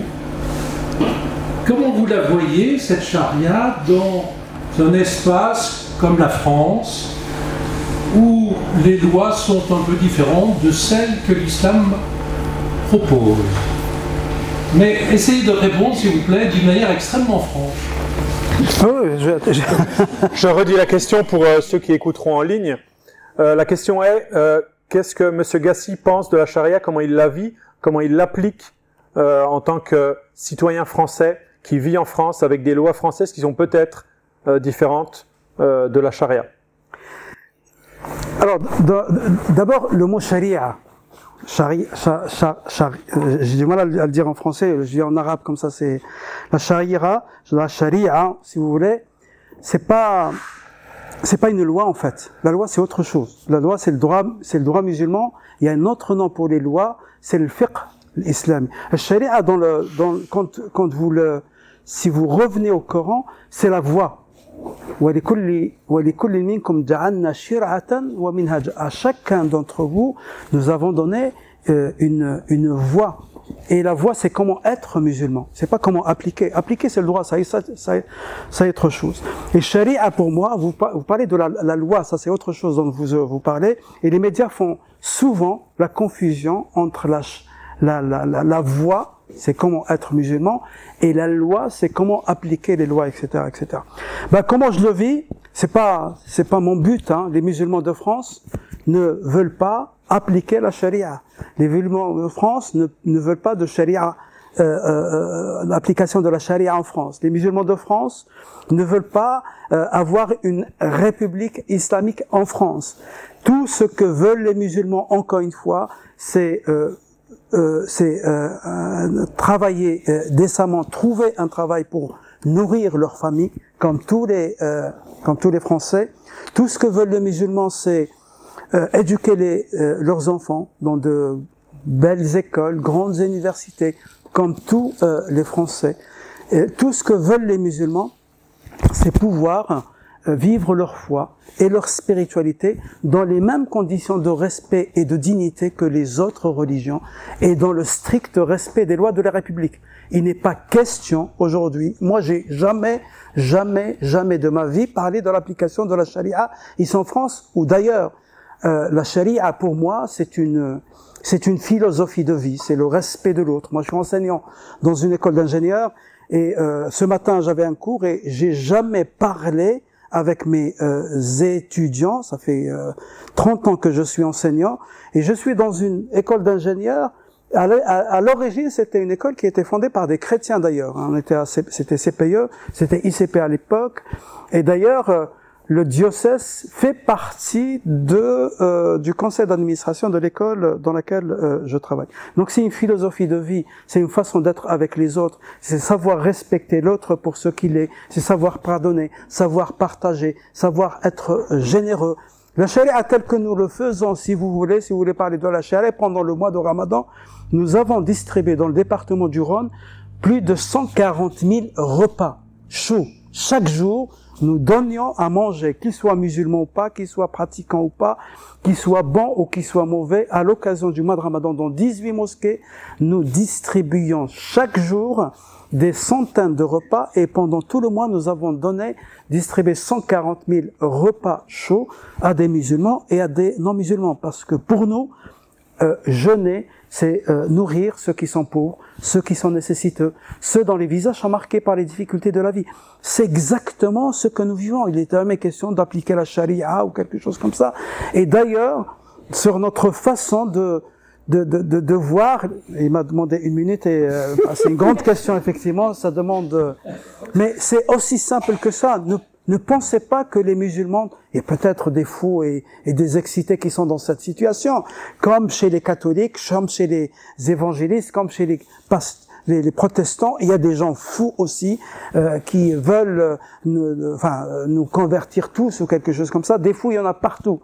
Mais il faut parler à des musulmans qui sont dans leur immense majorité, qui veulent vivre en paix avec les autres, qui veulent vivre en bonne intelligence, en bonne harmonie, encore une fois, les uns avec les autres et non pas les uns contre les autres, qui se disent totalement français et de confession musulmane, comme vous êtes totalement français et de confession catholique ou protestant, quelque chose comme ça. Donc il n'a jamais été question d'appliquer une quelconque charia, d'appliquer une quelconque comment on appelle ça, les lois islamiques qui consistent à couper les mains ou quelque chose comme ça. Ça ne fait jamais partie du langage des imams, ça ne fait jamais partie des langages des musulmans. Les musulmans, encore une fois, nous voulons, tel que je l'ai exposé tout à l'heure, vivre en paix avec les uns avec les autres. Merci. Une autre question en rapport avec notre thème du dialogue? Moi, je voudrais dire une chose. Je m'appelle Stéphane, donc j'ai grandi dans la foi catholique. Et je voulais... Déjà, vous avez parlé de respect. J'aime beaucoup cette notion de respect parce qu'on entend plus souvent des parents dire à leurs enfants « fais-toi respecter » au lieu de apprendre à respecter. Donc je trouve que la notion de respect est très bien. Et je voulais dire que souvent aussi les qualités, par exemple, que je trouve chez mes amis musulmans, je me rends compte que c'est des choses qu'elles ont appris dans leur foi et vice-versa. Les compliments qu'on me fait des fois sur les qualités, c'est des choses que j'ai appris dans ma foi catholique. Bien que je pense que la religion est une chose très intime. Et la question en fait, que je voulais vous poser, c'était la notion de pardon dans la religion musulmane. Voilà, parce qu'on parle beaucoup de pardon. C'est une chose qui revient souvent dans notre foi catholique. Enfin, comment moi j'ai grandi en tout cas en Italie. Donc la question posée, c'est le pardon dans l'islam. Le pardon, comment vous le vivez, Monsieur Gassi? Le pardon, c'est un livre qu'a écrit Shaukat, c'est la thèse, 400 pages. Hein. Alors, le pardon, il y a un verset coranique, on a échangé tout à l'heure sur le verset coranique, qu'on considère, nous musulmans, comme étant le verset le plus miséricordieux du Coran. Et dans lequel Allah Azza wa Jalla nous dit, Ayyuha, Ladina amanu.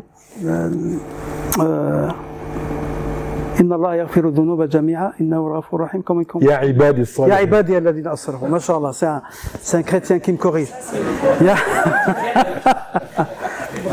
Ya ibadi alladhina asrafu ala anfusihim. Dit ceux qui étaient injustes à leur détriment, la taqnatu min rahmatillah. Ne désespérez jamais de la miséricorde de Dieu. Inna Allah yaghfiru dhunuba jami'a. Dieu pardonne certes tous les péchés, Innahu huwa al-ghafurur rahim. Il est certes le tout pardonnant, le tout miséricordieux. Nous considérons nous musulmans comme étant le verset le plus miséricordieux. Je tiens le micro, mais j'espère qu'il sert à quelque chose ou il sert? Oui, si. Nous considérons comme étant le plus miséricordieux, en fait. Le pardon, ça fait partie. Le problème qu'on a avec les musulmans et les non-musulmans, c'est est-ce qu'il y a des choses qu'on ne peut pas pardonner? Effectivement. Aussi, pardon, au-delà de... La même chose, hein, je pense que c'est par chose. Il y a des choses, quand on discute avec les gens, on dit, en tout cas, Dieu pour nous pardonne tout, absolument tout. Et on précise, et tout à l'heure on en discutait, il n'y a qu'une seule chose, et je vais être honnête avec vous, deux choses peut-être que Dieu ne pardonne pas, l'association, qu'on lui associe d'autres divinités, parce que, d'autres divinités, ça c'est, Dieu ne pardonne pas ça, parce qu'il dit dans le Coran, Inna shirka la dhulmun azim, l'association est certes une profonde injustice. Et la deuxième chose, c'est le fait d'être injuste envers les gens. Le fait d'être injuste, parce que vous savez, ce qu'on dit, notre façon de voir les choses en islam, c'est quand c'est entre moi et Dieu, Dieu il pardonne tout, absolument tout. Quand tu fais pas la prière, quand tu n'es pas suffisamment ouvert et que tu reviens vers lui, il te pardonne. Par contre, quand il s'agit de quelque chose entre toi et ton ami, qu'il soit ou pas musulman d'ailleurs, il ne te pardonnera que lorsque ton ami te pardonne.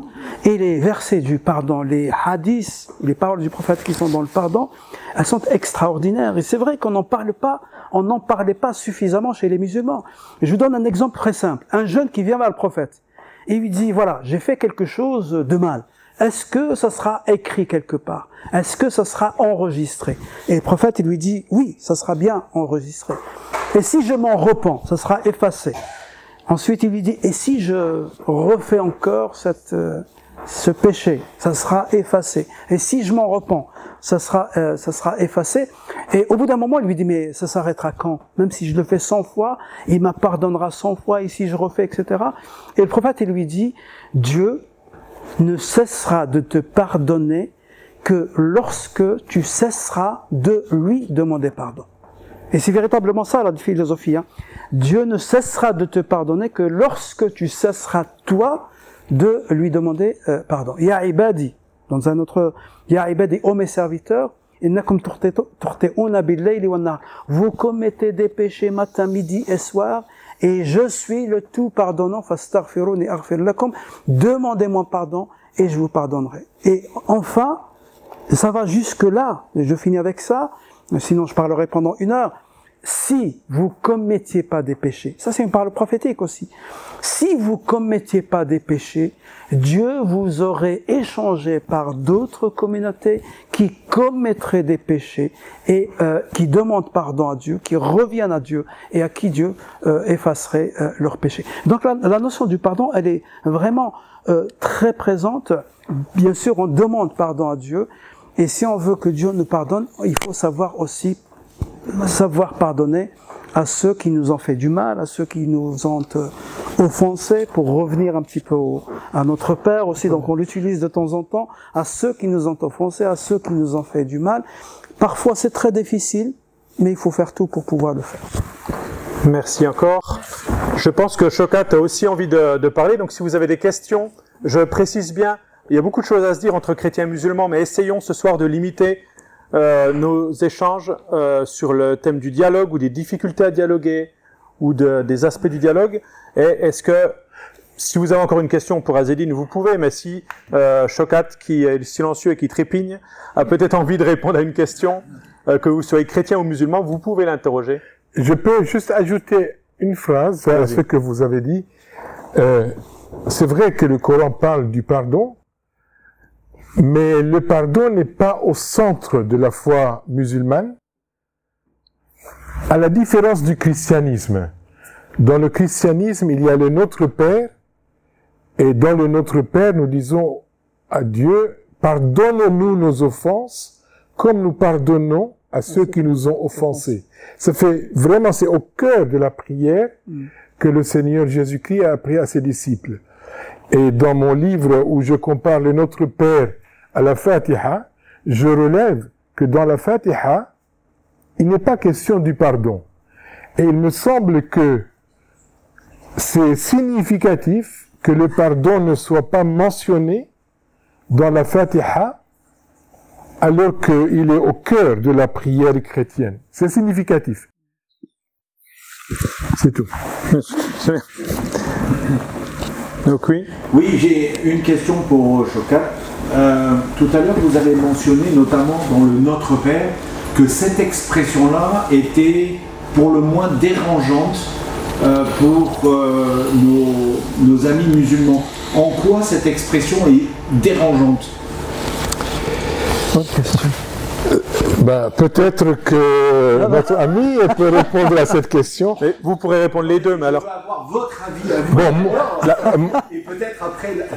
La question qui a été posée, c'est en quoi l'expression Notre Père peut être quelque chose de malaisant peut-être pour une personne musulmane, selon l'avis de Shokat Moukari. Dans ce que tu as dit, c'est pas offensant en fait. Moi, je pardonne à nos offenses comme nous avons pardonné à ceux qui nous ont offensés. Ça, y a pas de problème pour nous. Non, non. Ouais. Et Non, donc, non, il n'y a pas. Notre Père. Voilà, c'est ça. C'est notre Père. Notre Père. Ouais. En fait, cette proximité. Oh, oui, je pense que les musulmans ne sont pas...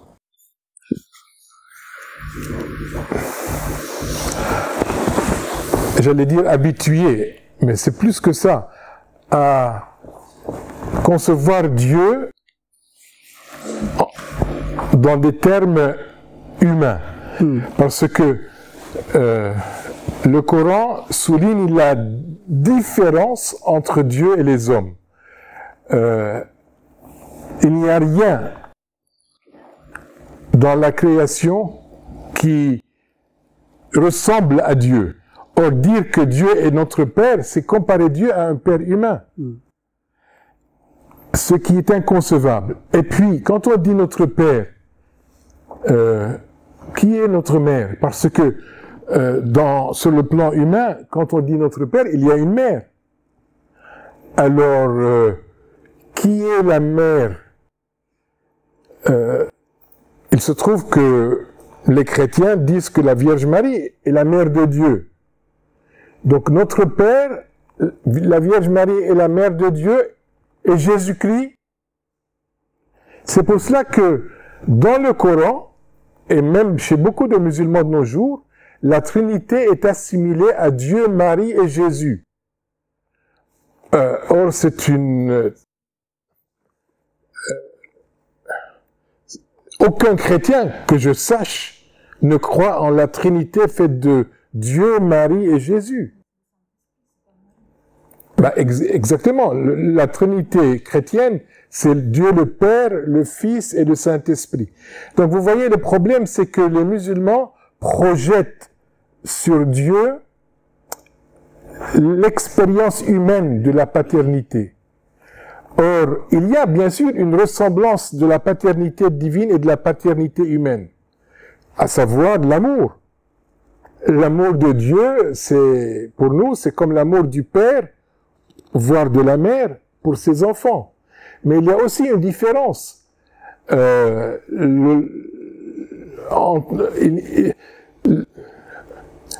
Père, il engendre un enfant au travers d'une relation physique avec une femme, sur le plan humain. Or, il n'est pas question, évidemment, pour Dieu, d'avoir une relation physique avec qui que ce soit. Donc, vous voyez, le problème, c'est que les musulmans attribuent, le problème, c'est qu'ils attribuent à la paternité divine ce qu'ils attribuent à la paternité humaine. Or, il y a des choses semblables, mais il y a aussi des choses très différentes. Ne serait-ce que, quand on dit Dieu notre Père, ça ne veut pas dire qu'il est de sexe masculin. Dieu n'a pas de sexe. Or, quand on dit Père, sur le plan humain, c'est un être de sexe masculin. Donc, vous voyez la confusion dans l'esprit de beaucoup de musulmans qui les empêche de concevoir Dieu comme notre Père. Et comme vous l'avez vous-même dit, dire Dieu est notre Père, c'est avoir une relation très intime, très personnelle avec lui. Or, dans l'islam, Dieu est bon, certes. Dieu est miséricordieux, certes. mais cela ne va pas jusqu'à avoir une relation propre et intime avec lui. Parce que Dieu est le roi des rois. Et donc on lui doit obéissance, mais on peut avoir confiance en lui, on doit avoir confiance en lui, mais cela ne va pas jusqu'à l'amour. L'amour, en tout cas au sens biblique du terme, c'est-à-dire le don de soi. Dieu ne se donne pas. Dans ce sens, oui. Dieu ne se donne pas, alors que dans le christianisme, Dieu, justement, a prouvé son amour pour nous en se donnant dans la personne du Christ. Donc, à la limite, on peut dire que dans l'islam, Dieu aime, mais sûrement pas dans le sens qu'il se donne à l'être aimé, à savoir l'humanité. En quelques mots, la vie éclairée. Oui. Côté En musulman. quelques mots, c'est difficile. Quand vous parlez à un musulman, en fait, il y a une règle, c'est que je ne peux dire de Dieu que ce que Dieu a dit de lui-même. C'est ça notre façon de concevoir les choses. Je ne peux dire de Dieu que ce que Dieu a dit de lui-même ou ce que le prophète en a dit. Je sais il est le créateur des cieux et de la terre. Je sais qu'il est l'administrateur des cieux et de la terre. Je sais qu'il est le pourvoyeur des cieux et de la terre. Je sais qu'il a donné, c'est lui qui donne la vie, c'est lui qui retire la vie. Et je sais que quand il a besoin de quelque chose, dans sa toute volonté, il suffit qu'il dise à la chose soit et elle est. Et donc ça ne permet pas je parle de Dieu sans comparaison, sans le compariser à quiconque en réalité. C'est ça. En revanche, ce dont je suis pas d'accord un tout petit peu, c'est que cette proximité, elle existe. Elle existe. Au mois de Ramadan, moi, je citais souvent une parole du prophète qui dit dans le troisième tiers de chaque nuit, Dieu descend au niveau du ciel. Il descend pas physiquement, bien sûr. Il descend par sa miséricorde, par sa connaissance, par son pardon. Il descend au niveau du ciel et lance un appel. Qui me demande pardon, justement, et je lui pardonnerai. Qui me demande quoi que ce soit, et je lui répondrai. Qui implore mon secours, et je le secourrai. Ça existe, ça. Dans un autre hadith dit, celui qui vient à moi, man ja'ani yamshi ataytuhu harwala. Celui qui vient à moi en marchant, c'est Dieu qui parle. Celui qui vient, celui qui se repentit, celui qui revient à Dieu. Celui qui revient à Dieu en marchant, j'irai vers lui en courant. C'est des choses qui existent véritablement dans notre religion. Mais, par exemple, et il a raison, les hommes disent, mais vous dites pas Dieu est amour. Pour la simple raison que, voilà, nous ne pouvons dire de lui que ce qu'il a dit, donc je ne peux pas dire, alors que l'amour, il est, inna Allah yuhibbu alladhina amanu, Dieu aime ceux qui, il y a peut-être le croyant. La vie n'est amanu. Faut terminer, hein. Ouais. Dieu aime les croyants. Et dans d'autres, parmi les noms de Dieu, il y a 99 noms. Non, il y a le Al-Wadoud. Il n'y a pas l'amour, mais il y a le Wadoud. Al-Wadoud, c'est le tout aimant. C'est encore plus que l'amour. Moi, je le traduis le tout aimant. Je ne sais pas comment tu le traduis, Shawkat. J'aimerais bien le savoir, mais le tout aimant. Al-Ghafour. Al-Ghaffar et Al-Ghafour, le tout pardonnant, le très pardonnant. Ar-Rahman, Ar-Rahim, le tout miséricordieux, le très miséricordieux. Donc ces notions existent, mais de là à dire le Père, etc., c'est quelque chose c'est ça qui gêne véritablement les musulmans. Et encore une fois, la règle, c'est je ne peux dire de lui que ce que il a dit de lui-même. Et même dans un autre verset, وَنَحْنُ أَقْرَبُ إِلَيْهِ مِنْ حَبْلِ الْوَدِيدِ. Il est plus proche de toi que la veine jugulaire. وَنَحْنُ أَقْرَبُ إِلَيْهِ مِنْ حَبْلِ الْوَرِيدِ. Il est plus proche de toi, que Dieu est plus proche de toi que ta veine jugulaire. وَاعْلَمُوا أَنَّ اللَّهَ يَحُولُ بَيْنَ الْمَرْءِ وَقَلْبِهِ. Un verset coranique. Il s'insère entre l'homme et son cœur. Tout ça, c'est des versets coraniques qui existent. Mais voilà, quand on les traduit, jamais tu ne trouveras un musulman dire que c'est le Père ou quelque chose comme ça. Merci à vous. Je vous propose de terminer par cette dernière réponse. Merci, puisqu'on n'a peut-être pas le même Notre Père, mais il y a deux questions, ça fait trois. On va prendre tous à la fois. Je crois qu'il faut donner à notre sœur musulmane. Normalement, la soirée devait terminer à 21h30. Il est quelle heure là? Bon, Lamia, allez, je donne à Lamia, mais alors, Moi, je vas-y. pense que j'aimerais bien écouter les questions, s'il vous plaît. Même si on ne répond pas, ça serait bien d'écouter les questions. Vous pouvez au moins dire les questions. Puis, Ouais. ce que je vous propose, c'est qu'on en parle un peu pendant la collation et pendant que d'autres rangeront. Mais Lamia, vas-y. Une réponse brève et Oui. une question qui s'adresse aussi bien à M. Boukari qu'à M. Gassi. Selon vous, quel est l'enjeu principal d'un dialogue entre musulmans et chrétiens? Ah, première question sur le dialogue. Bonne Merci, question. Lamia. Il y avait cette... Et vous remercie beaucoup pour ce moment de partage et aussi d'éclairer, d'éclairage.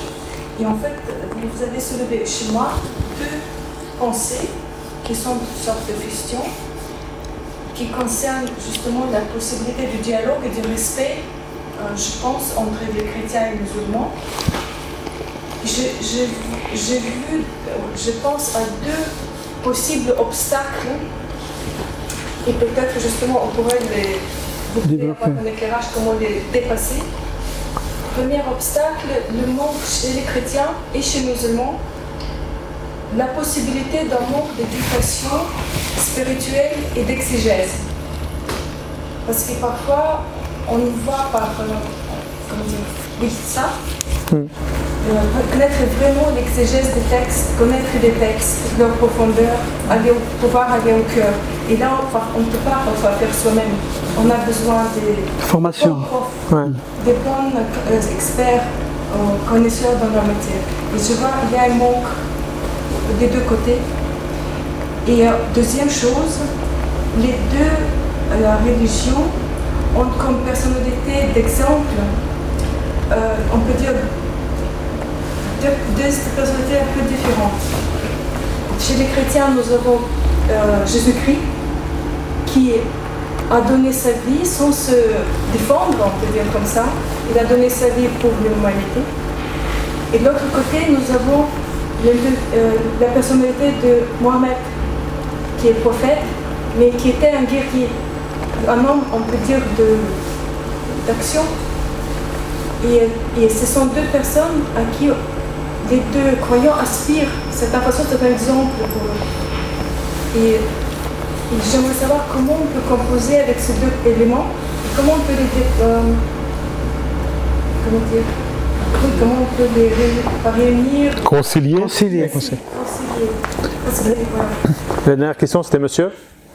Oui, je vais essayer de faire vraiment très court. En fait, quand je lis la Bible, je la lis en tant que je suis musulman. En fait, il y a des passages qui me parlent énormément. Mais du coup, j'imagine qu'il y a une interprétation totalement différente parfois entre ce que lisent les chrétiens de ces passages et ce que moi je peux lire en tant que musulman. Mais du coup, je profite de votre présence d'avoir deux théologiens solides sur leurs appuis dans leurs traditions respectives pour en savoir un peu plus sur un verset, par exemple, moi qui m'interpelle en tant que musulman, ou dans l'évangile de Luc, au chapitre 18, quand un notable interpelle Jésus, que la paix soit sur lui, et il lui demande, bon maître, comment hériter de la vie éternelle? Et Jésus, que la paix soit sur lui, lui répond, pourquoi m'appelez-vous bon? Il n'y a de bon que l'unique Elohim. Moi, quand je lis cela, pour moi, ça résonne avec la charada, donc avec l'attestation du fait qu'il n'y a de Dieu que Dieu. Et en même temps, je me dis, quand un chrétien lit ce texte, il doit entendre autre chose. Du coup, ça m'interpelle. Voilà. Du coup, plusieurs questions. Il y avait peut-être, je vous propose de répondre sérieusement qu'à une, parce que on va pas y arriver. Il y avait une question qui était de Madame comment on fait pour dépasser certains obstacles comme le manque de connaissance des croyants respectifs de leur propre texte, de leur propre foi. On en a peut-être dit un petit peu. Et puis la deuxième question, c'est comment comment dépasser cet obstacle de croyants qui s'identifient pour certains à Mohammed, d'autres, excusez-moi si je le dis mal, et d'autres à Jésus-Christ. Comment des personnes qui s'identifient à des personnes si différentes peuvent dialoguer. Puis la question de monsieur, c'était quelle compréhension avoir de cette rencontre qu'a Jésus avec un notable, où le notable lui dit mais que dois-je faire je ne m'appelle plus exactement. Pour Eric. Ah ouais, bon maître, oui. Avant de lui, moi j'avais déjà la question qu'il vais lui poser après. Mais bon maître, et Jésus lui répond, pourquoi m'appelles-tu bon? Il n'y a de bon que Dieu. Et puis la question que nous a posée la troisième personne, Lamia, c'était quels sont les enjeux d'un dialogue interreligieux selon vous? Et je vous propose de répondre à celle-là et peut-être de discuter des deux autres durant la collation. Mais quels enjeux pour vous en 30 secondes chacun? Bon. L'enjeu principal au dialogue interreligieux pour vous. J'aimerais quand même essayer de répondre, mais brièvement. Brièvement. L'enjeu, pour moi, il y a plusieurs, mais j'en mentionnerai deux. Le premier, c'est tout simplement la vérité. La vérité. J'espère qu'au travers du dialogue, on va s'entraider dans la recherche de la vérité. Deuxième enjeu, c'est l'avenir de l'humanité. Les chrétiens et les musulmans font plus que 50% de l'humanité. Et donc l'avenir de l'humanité dépend en partie de leur capacité à travailler ensemble pour construire la justice, la paix dans ce monde. Donc voilà pour enjeu. Je reviens à la question très importante qui a été posée concernant l'interpellation. Jésus lui a dit, pourquoi m'appelles-tu bon? Il n'y a de bon que Dieu lui-même seul. Il faut vraiment bien écouter cette question de Jésus. Jésus ne lui dit pas, ne m'appelle pas bon, car seul Dieu est bon. Il lui dit, pourquoi m'appelles-tu bon? C'est-à-dire, sachant que Dieu est seul bon, est-ce que tu pèses tes mots? Autrement dit, est-ce que tu crois que je suis Dieu? Est-ce que je suis de nature divine? Il le renvoie à lui-même. Pourquoi m'appelles-tu bon? Est-ce que tu crois que je suis plus qu'un homme? Que je suis la révélation de Dieu? C'est ça que tu veux dire? En m'appelant bon? Donc il ne lui dit pas, ne m'appelle pas bon. Il lui dit, pourquoi tu m'appelles bon? C'est une très grande différence, hein? Parce que on sait très bien que quand on lit l'évangile, Jésus, d'une façon à peine voilée, se révèle comme Dieu. Par exemple, lorsqu'il pardonne aux hommes et aux femmes leurs péchés. Hein? Jésus pardonne aux hommes et aux femmes leurs péchés. Or, le Coran dit وَمَنْ يَغْفِرُ إِلَّا اللَّهِ. À savoir, وَمَنْ يَغْفِرُ الذُّنُوبَ إِلَّا اللَّهِ. Il n'y a que Dieu qui pardonne les péchés. Mohammed n'a jamais pardonné les péchés. Moïse n'a jamais pardonné les péchés. Or, Jésus a pardonné les péchés. Ah bon? Donc il se prend pour Dieu. Donc Jésus, quand on lit soigneusement les évangiles, il se révèle d'une façon à peine voilée comme Dieu. Et donc il lui demande, tu crois vraiment que je suis bon? Ça veut dire que tu crois vraiment que je suis plus qu'un homme. C'est ça que tu crois? La question se pose à vous aussi, cher monsieur, puisque vous lisez les évangiles. Très rapide, hein? Comme tout le monde, quoi. Comme tout le monde. Moi, Non, la question elle est très importante, en fait. Les deux questions sont importantes, les enjeux. L'enjeu, c'est peut-être la France de demain. C'est ça qui nous intéresse. Et comment on va faire, sachant que les médias, les intellectuels, les politiques, etc., ils voient l'avenir dans la confrontation des uns avec les autres. Et comment on fait pour éviter cela? Et pour éviter cela, nous devons nous construire ensemble, encore une fois. Nous devons nous construire les uns avec les autres. Et quand je dis ça, ça ne veut pas dire qu'il y a une, comment on appelle ça, un syncrétisme, c'est ça. Ça veut dire qu'on devient tous musulmans. Non, c'est pas ça. Et c'est dans le sens que le respect, c'est le respect, c'est très important. Et pour apprendre tout cela, c'est la formation des deux. Hein. Il y a beaucoup d'ignorance, beaucoup de malentendus. Il a dit tout à l'heure, Shawkat, quelque chose de très important.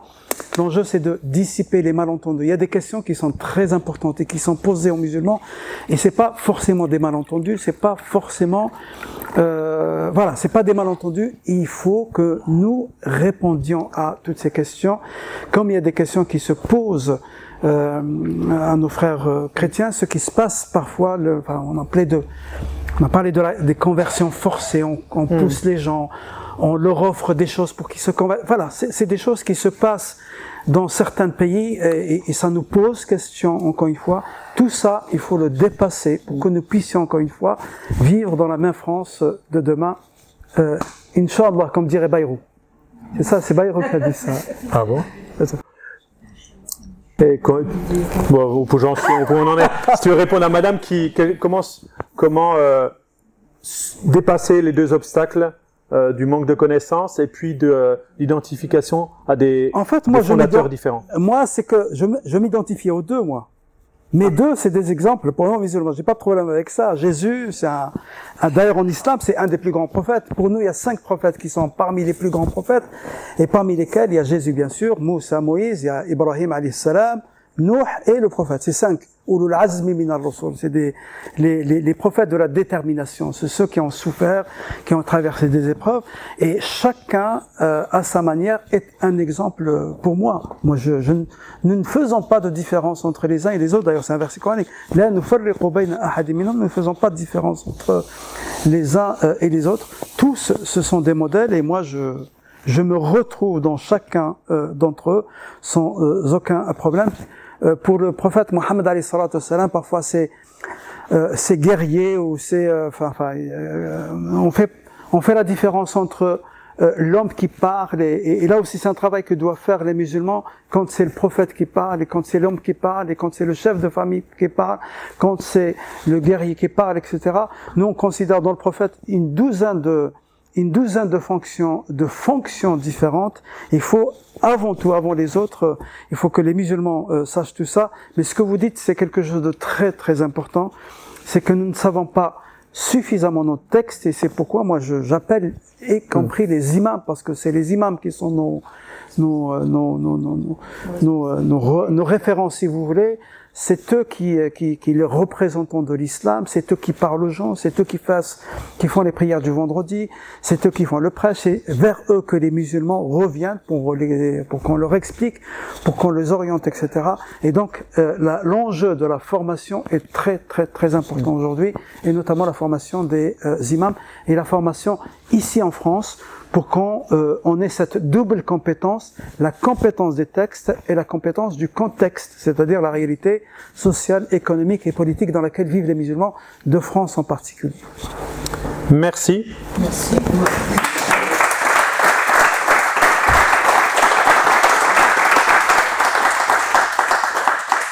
Je vous propose de terminer sur ces belles paroles, sur ce vœu qu'on appelle de nos cœurs, je pense à se connaître soi-même et puis connaître bien sûr les autres, et c'est peut-être comme ça qu'on arrivera à avoir un dialogue où on sera à minima frère d'humanité.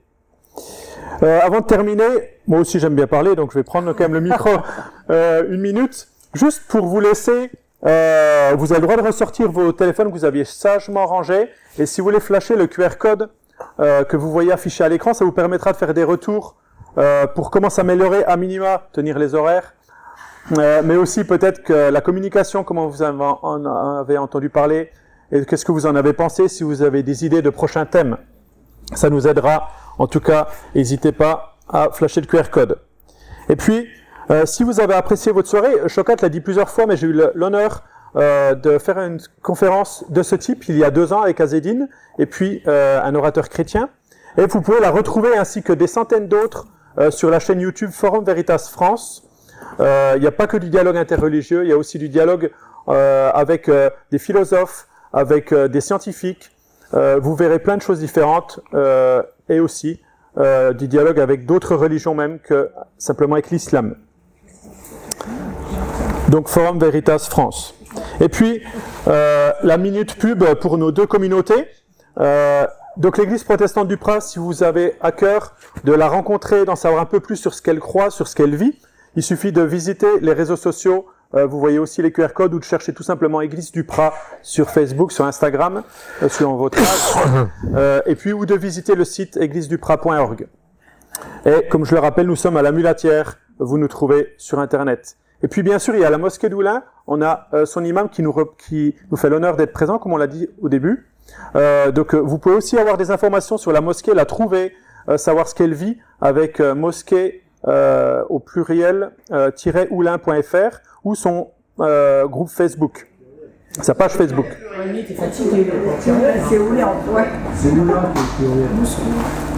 C'est Oula. Ah mais ouais, mais moi je vois en tout petit, ouais, je me disais c'est quand même bizarre qu'il y ait... Mais ok, moi je voyais en tout petit là-bas. Mosquée, donc au singulier, bon vous le voyez, -oulin.fr, vous le trouvez sur notre ami Google. Voilà, merci à vous encore d'être venus.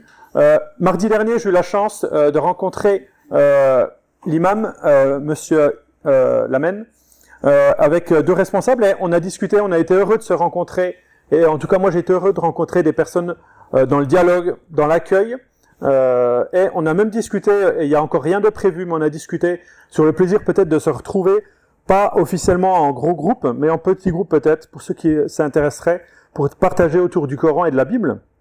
Si quelque chose naît, n'hésitez pas à laisser vos coordonnées. Vous trouverez une petite table là-bas avec de la littérature de Chocat et puis des Nouveaux Testaments en français et en arabe que vous pouvez prendre librement. Les livres de Chocat, peut-être pas. Mais les Nouveaux Testaments, oui. Et puis il y a des choses gratuites. Ah, il y a des choses gratuites. Dédicacé en plus. Voilà. La dédicace est offerte. Ah, ça. C'est ça. Et puis vous trouverez des petits coupons sur lesquels vous pouvez laisser vos contacts si vous êtes intéressé par ce dialogue. C'était une première initiative. Je pense que tout le monde a à cœur de peut-être faire quelque chose de nouveau, enfin à nouveau, peut-être dans un format différent. Et avec la mosquée peut-être. Avec la mosquée, bien sûr. Là, ce coup-ci, oui, ça serait de commun organisé avec la mosquée et peut-être même l'Église catholique et l'Église protestante pour avoir un retentissement plus grand. Voilà. Je vous remercie pour ces réponses de qualité, tellement longues et tellement belles. Ne partez pas tout de suite, on a quelques petites collations à la sortie pour encore terminer ensemble. Merci à tous encore. À une prochaine fois et merci à vous. Merci.